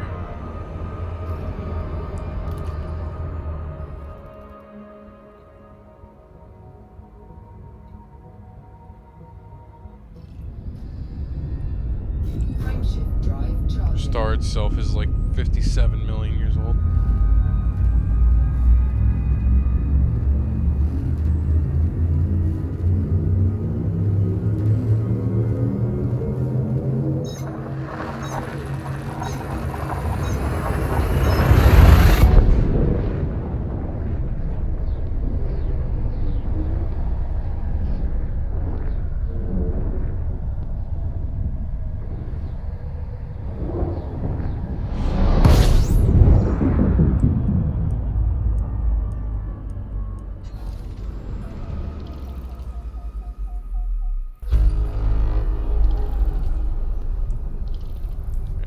Nothing that really interests me unless it has a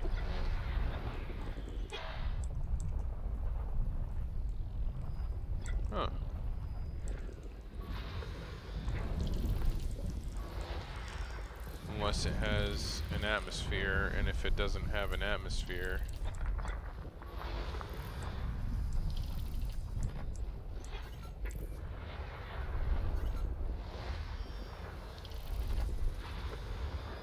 just gonna scan all of this. Oh, this is the asteroid belt. Let me do that. Alright.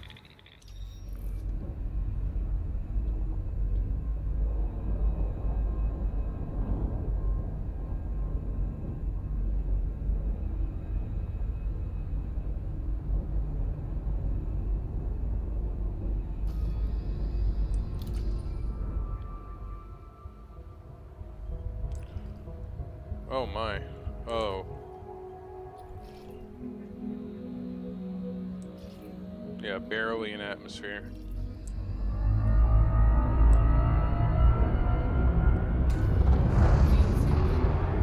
I'm almost to that neutron star. That's gonna be fun.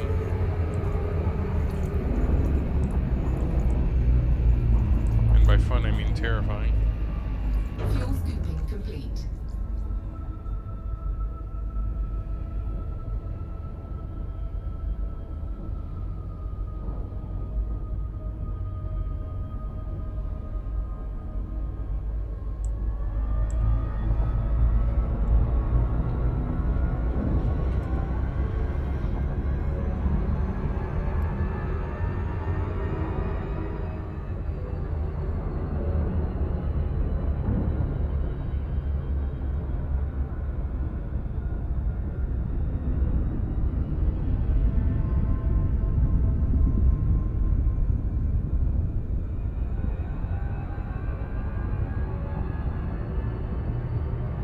Frameshift drive charging.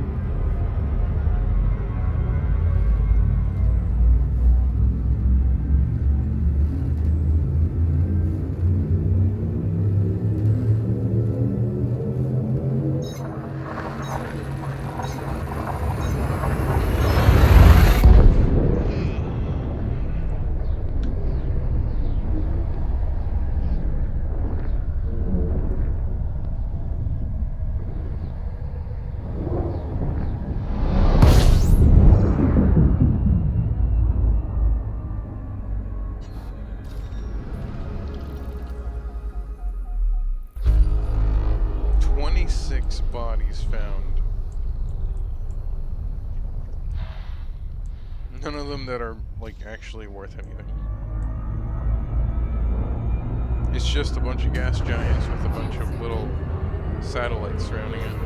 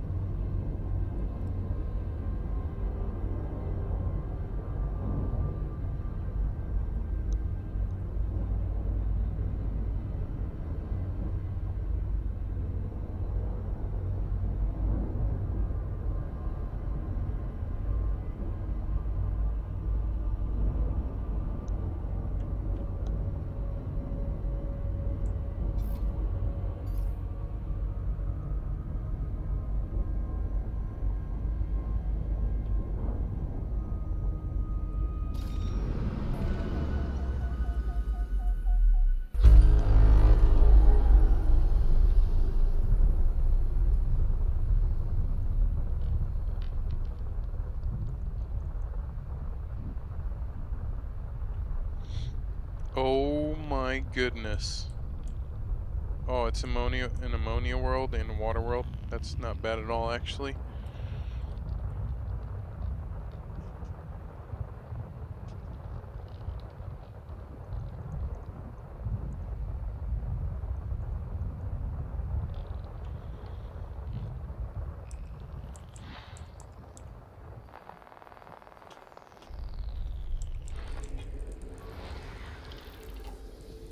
Oh, not terraformable. That's fine though. That's a lot of money.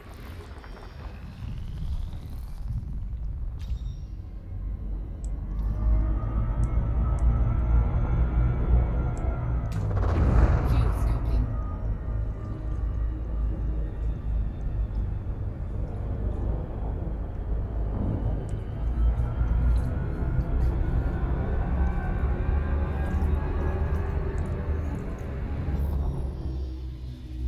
Oh, wrong thing. Fuel scooping complete.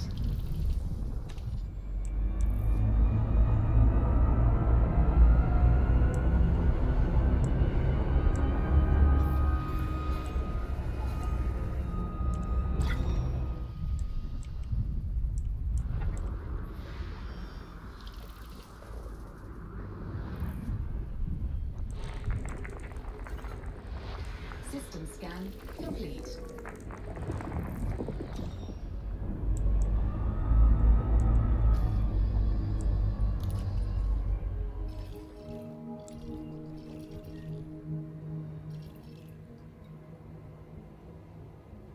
That ammonia world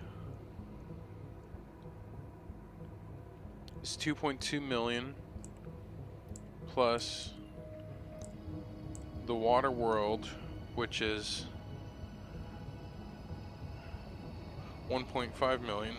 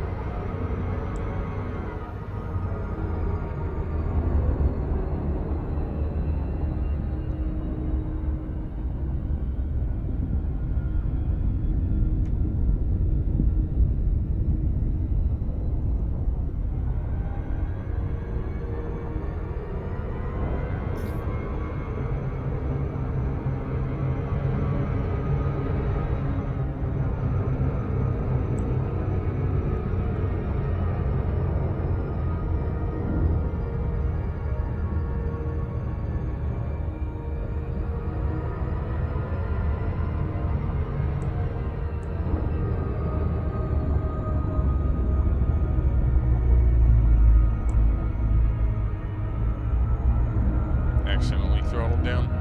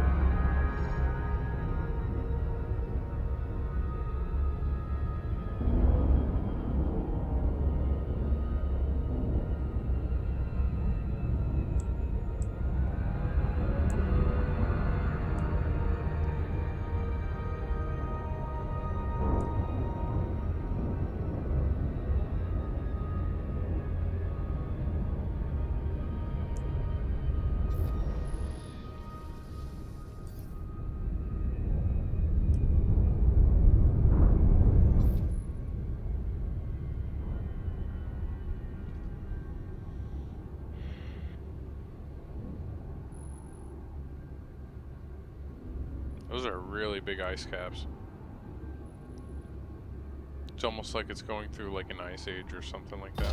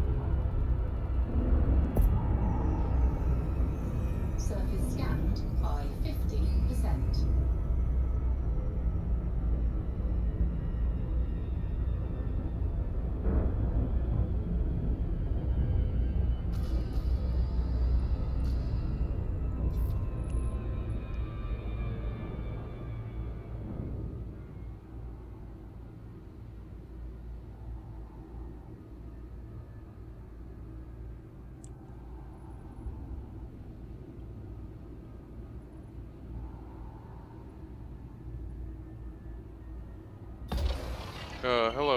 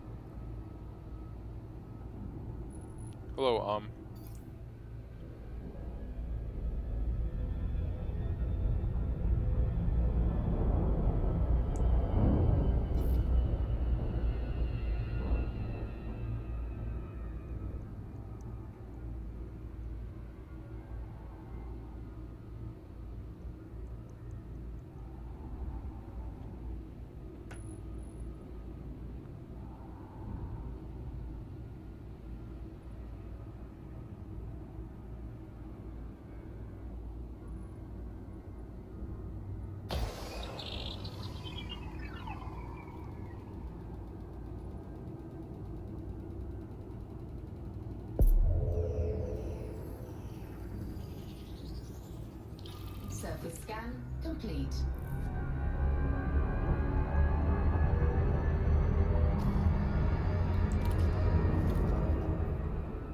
let's see. Oh, I'm actually 2 jumps left from the neutron star.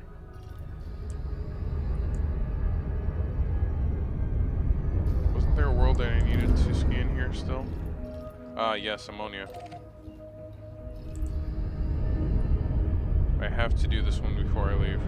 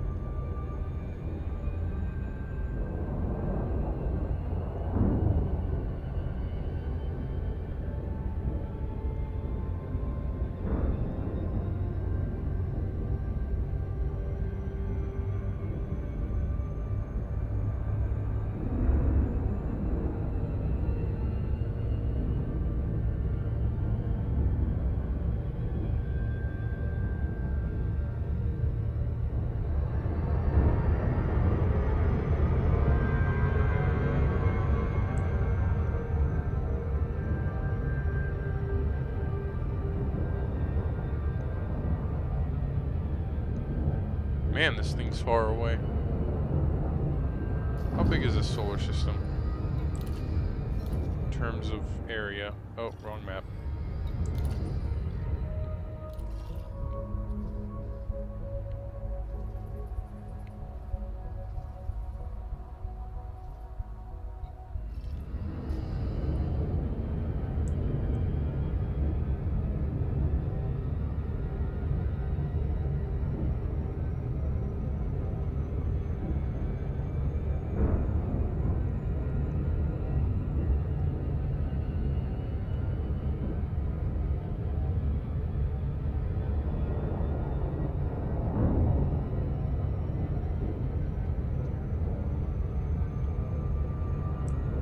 Oh, I'm here.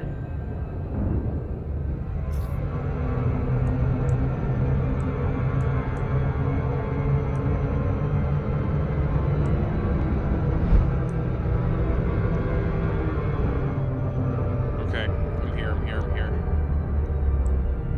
Let me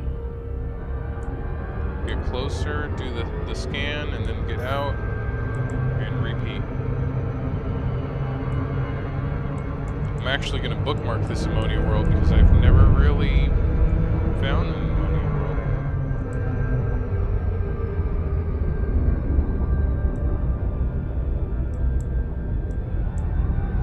Let me get in the brighter side of this ammonia world.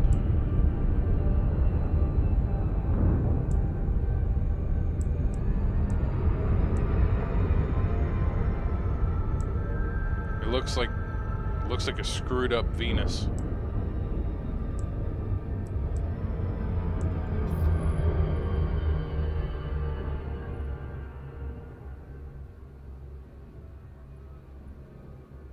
Looks pretty cool, actually.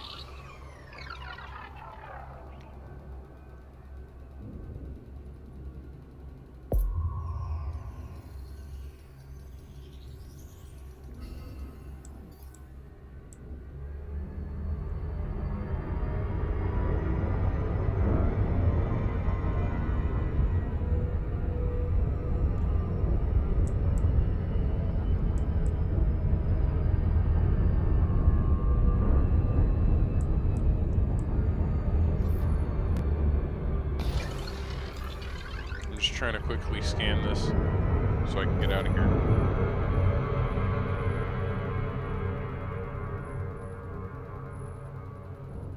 Then I'll drop one here.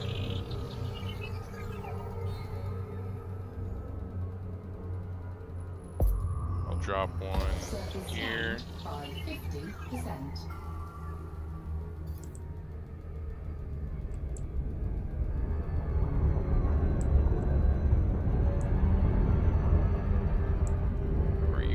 Actually, not what I wanted, but not bad, I guess.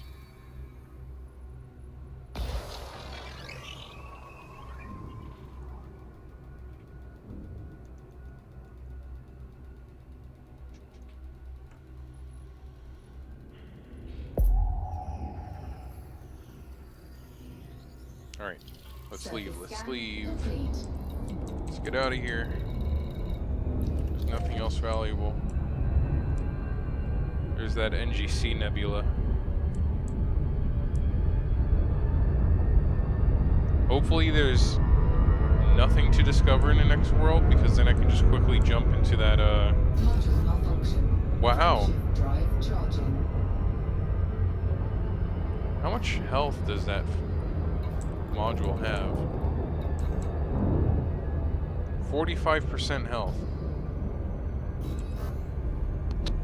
That's why it keeps dying on me.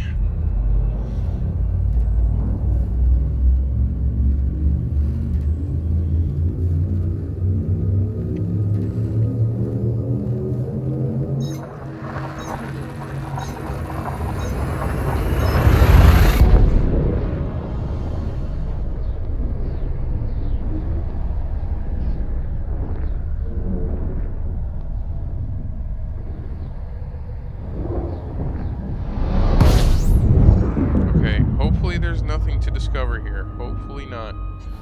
If I get like 10 Earth-like planets, I'm gonna like stay here forever, but I'm kidding. 22. Ooh. Water world.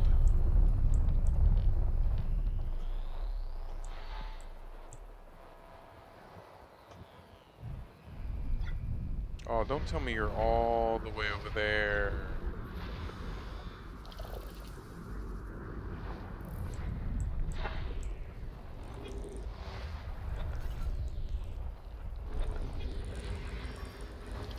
Do not tell me this.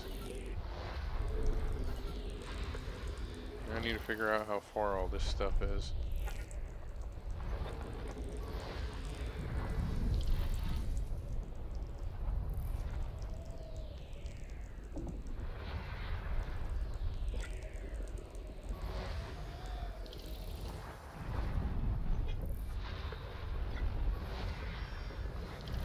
Those are all going to be like moons and stuff. Icy body.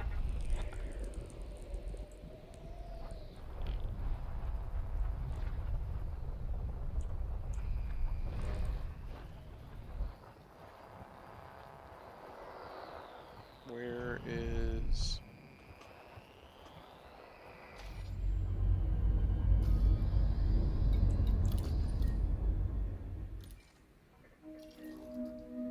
Oh, this guy, someone already discovered it.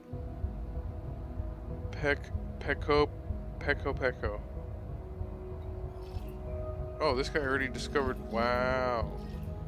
Not fair. Dang, he discovered this whole system. That's good. That means I don't have to put any effort and I can just get fuel, leave, and then experience a neutron star.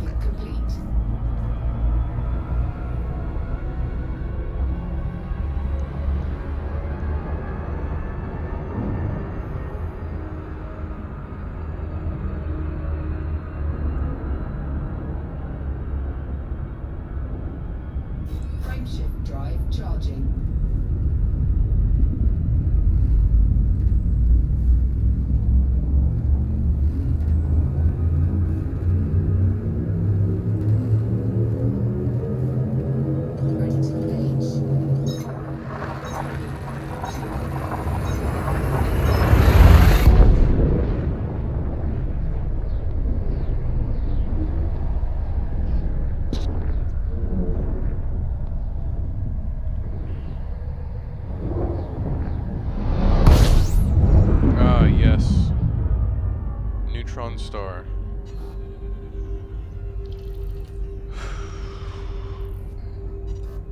Let's see how I can tackle this problem.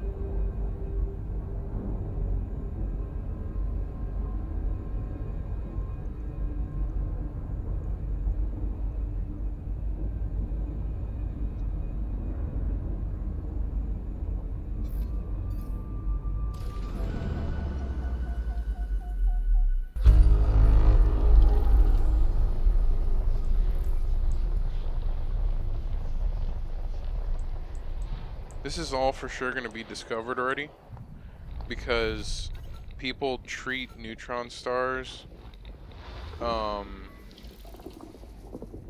like they're super popular. So I'm pretty sure that everything is discovered here. Yeah. Chris B839.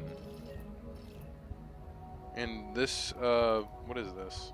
A Class M star is by Ranger 1, and the Neutron star is by Ranger 1. I don't think the Neutron star gives any profit. Let me just check that real quick.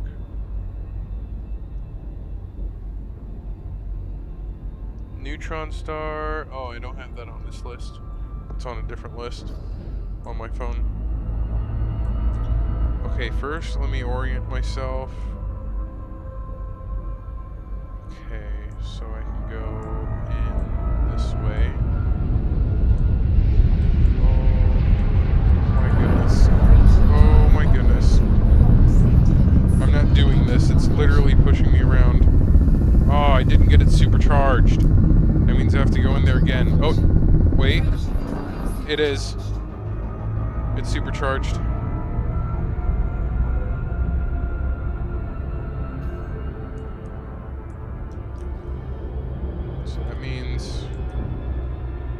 Yep, I'm leaving it now.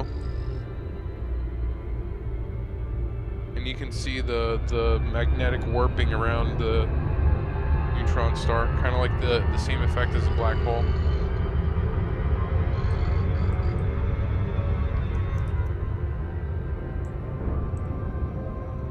Frameshift drive charging.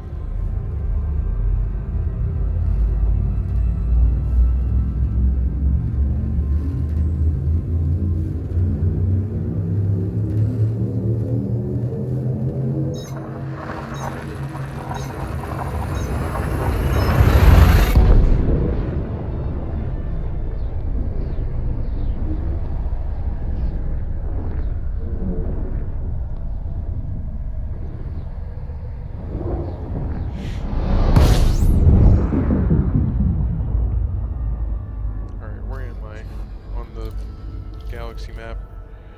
Okay.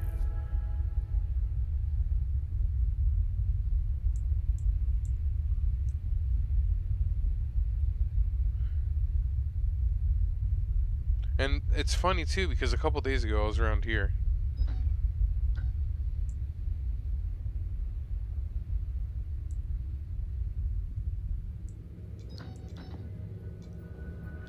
So the next neutron star will happen not anytime soon. All the way down here.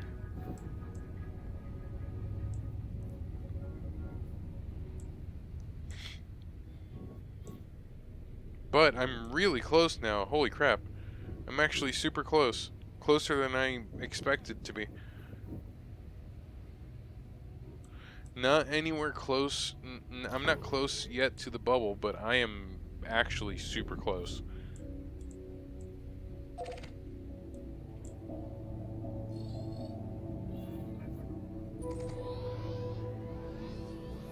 I did not mean to do that.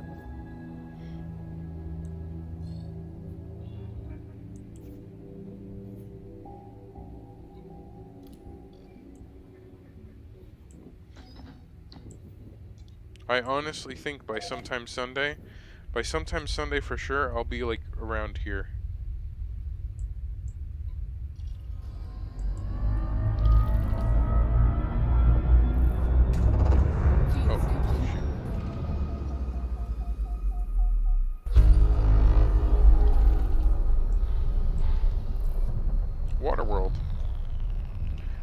Sooner or later, I'm gonna start encountering more and more systems that other people have discovered. In a way that's good, because then that means I don't have to discover anything, and I can just beeline all the way to the bubble. Nobody has this. Ooh, that's like 2.2 mil.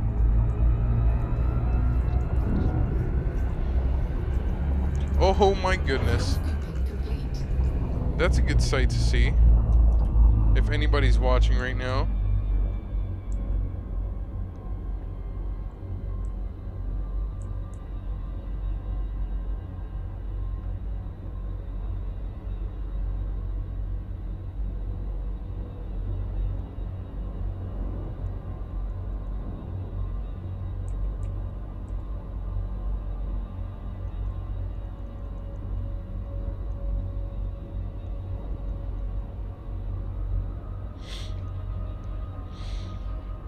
I always like coming across these. There's just something so intense.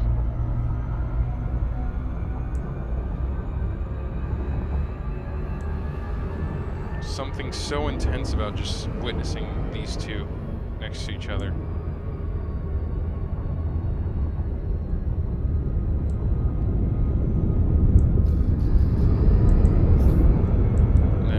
To do this.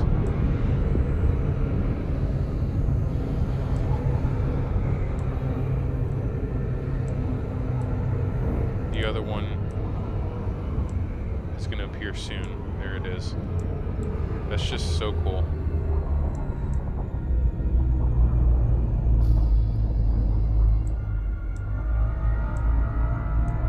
And if I were to do this, like, let's say like that.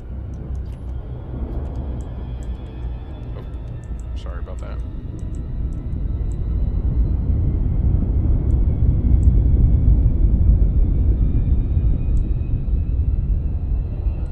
So cool. There's something so cool about binary star systems.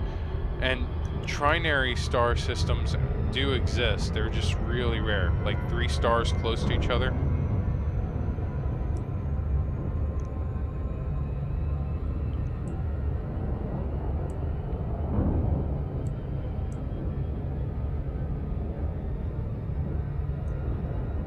That's something so cool. I just love that. Seeing those two over there like that.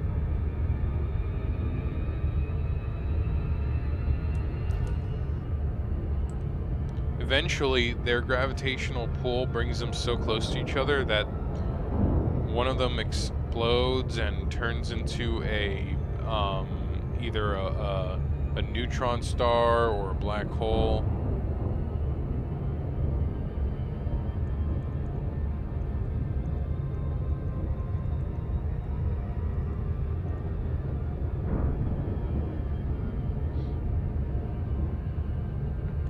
Those rotations happen very, very slow though. Like it's not like in those animations that you find online that you see like them dancing with each other super fast. It's actually a very, very slow process.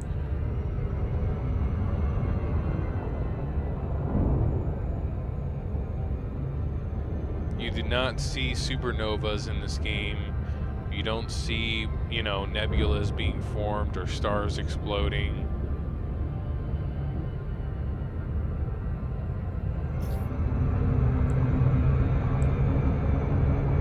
Brown dwarf. That's always fun to see. Even though brown dwarfs are an embarrassment in physics. It's kind of like a Frankenstein star, honestly. It shouldn't exist.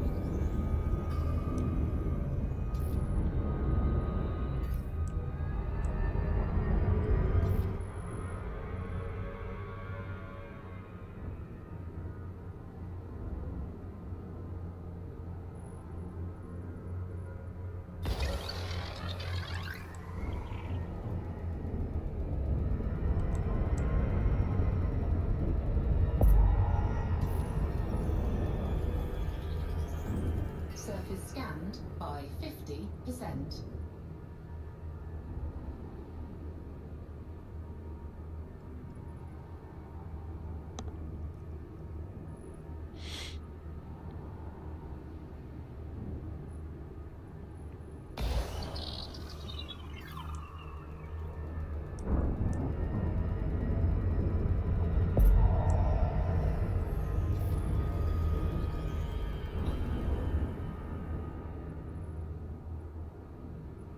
I just need one more.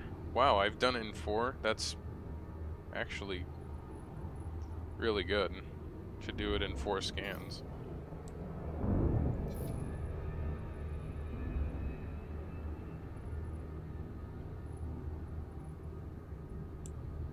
That's actually really, really, really good. It doesn't give me any more like money. It just saves me time. Oh, you really 1%? Out of everything else, just 1%. That's all I need. That's me clicking like right there. Okay, so now I know that 4 impacts is impossible. I could have already been out of the star system right now if it gave me that 1%. Surface scan complete.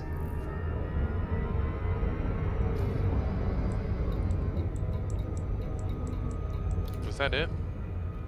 Yes, that was it actually. What's this? Are you serious? I'm gonna scan this real quick. I'm so sorry.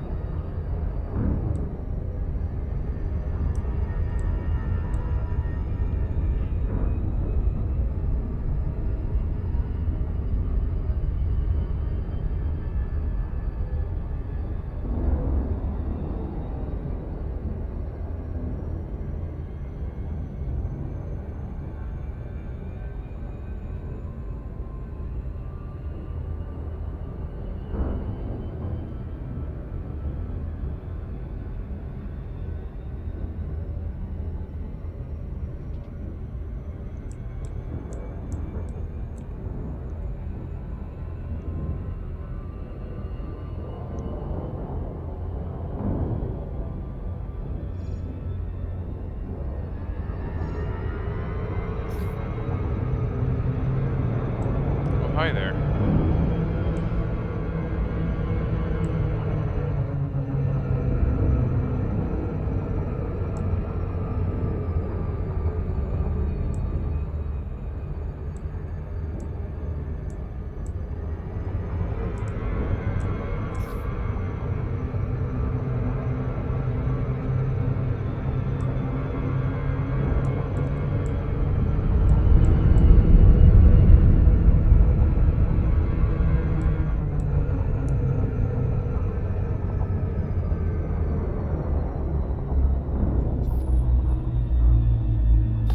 I will actually be right back, ladies and gentlemen.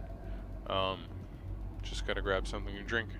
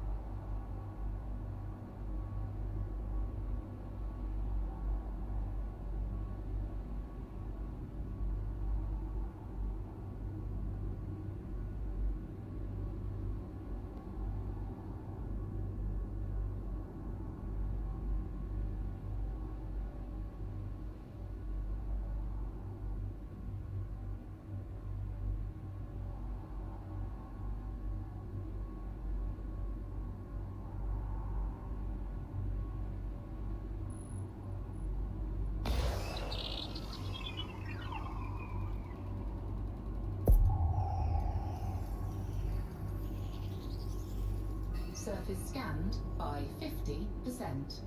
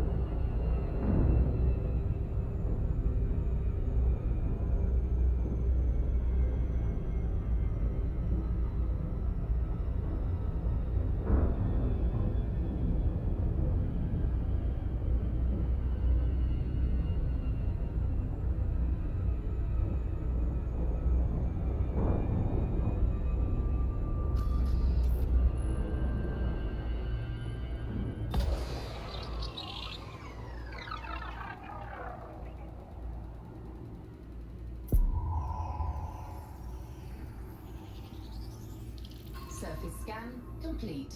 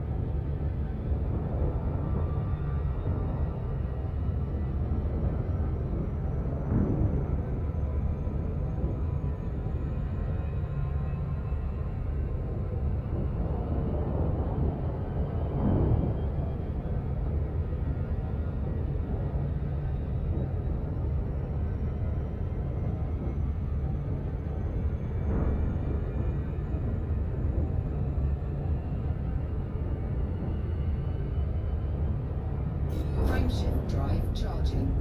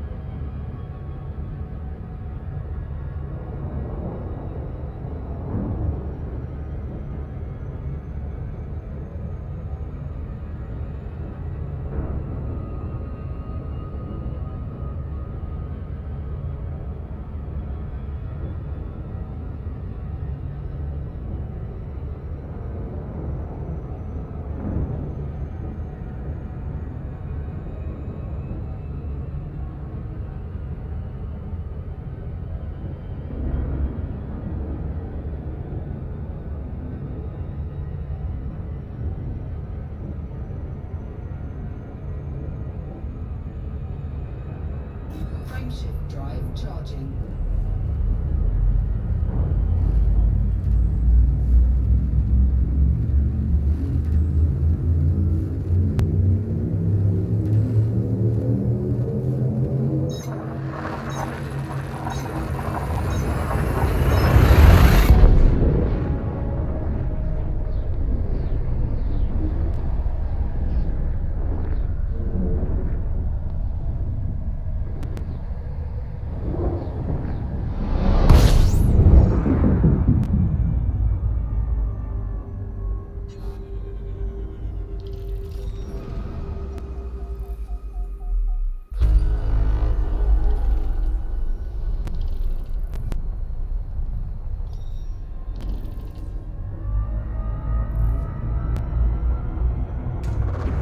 Fuel scooping.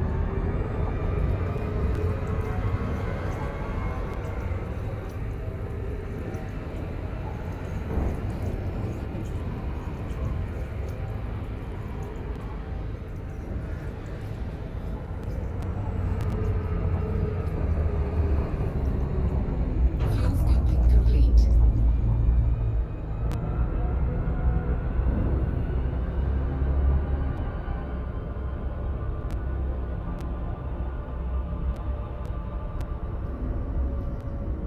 Frameshift drive charging.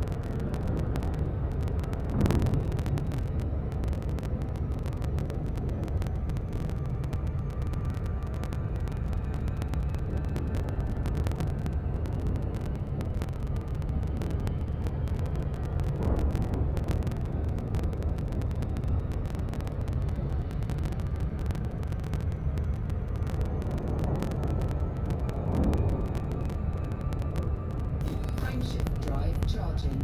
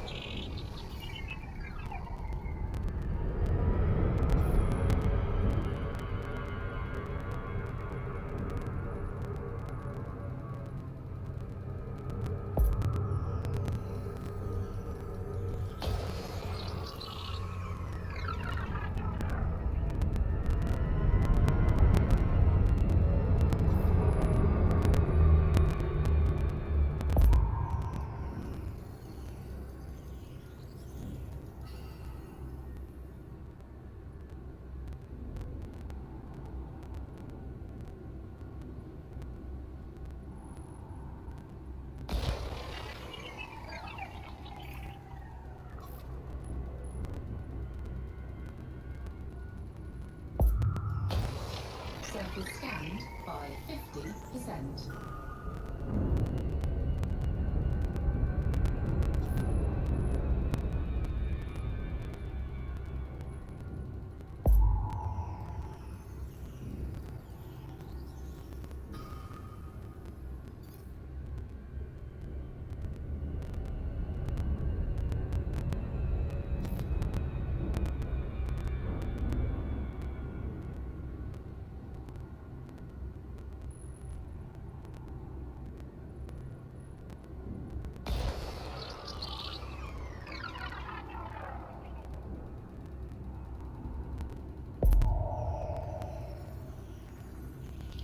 Surface scan complete.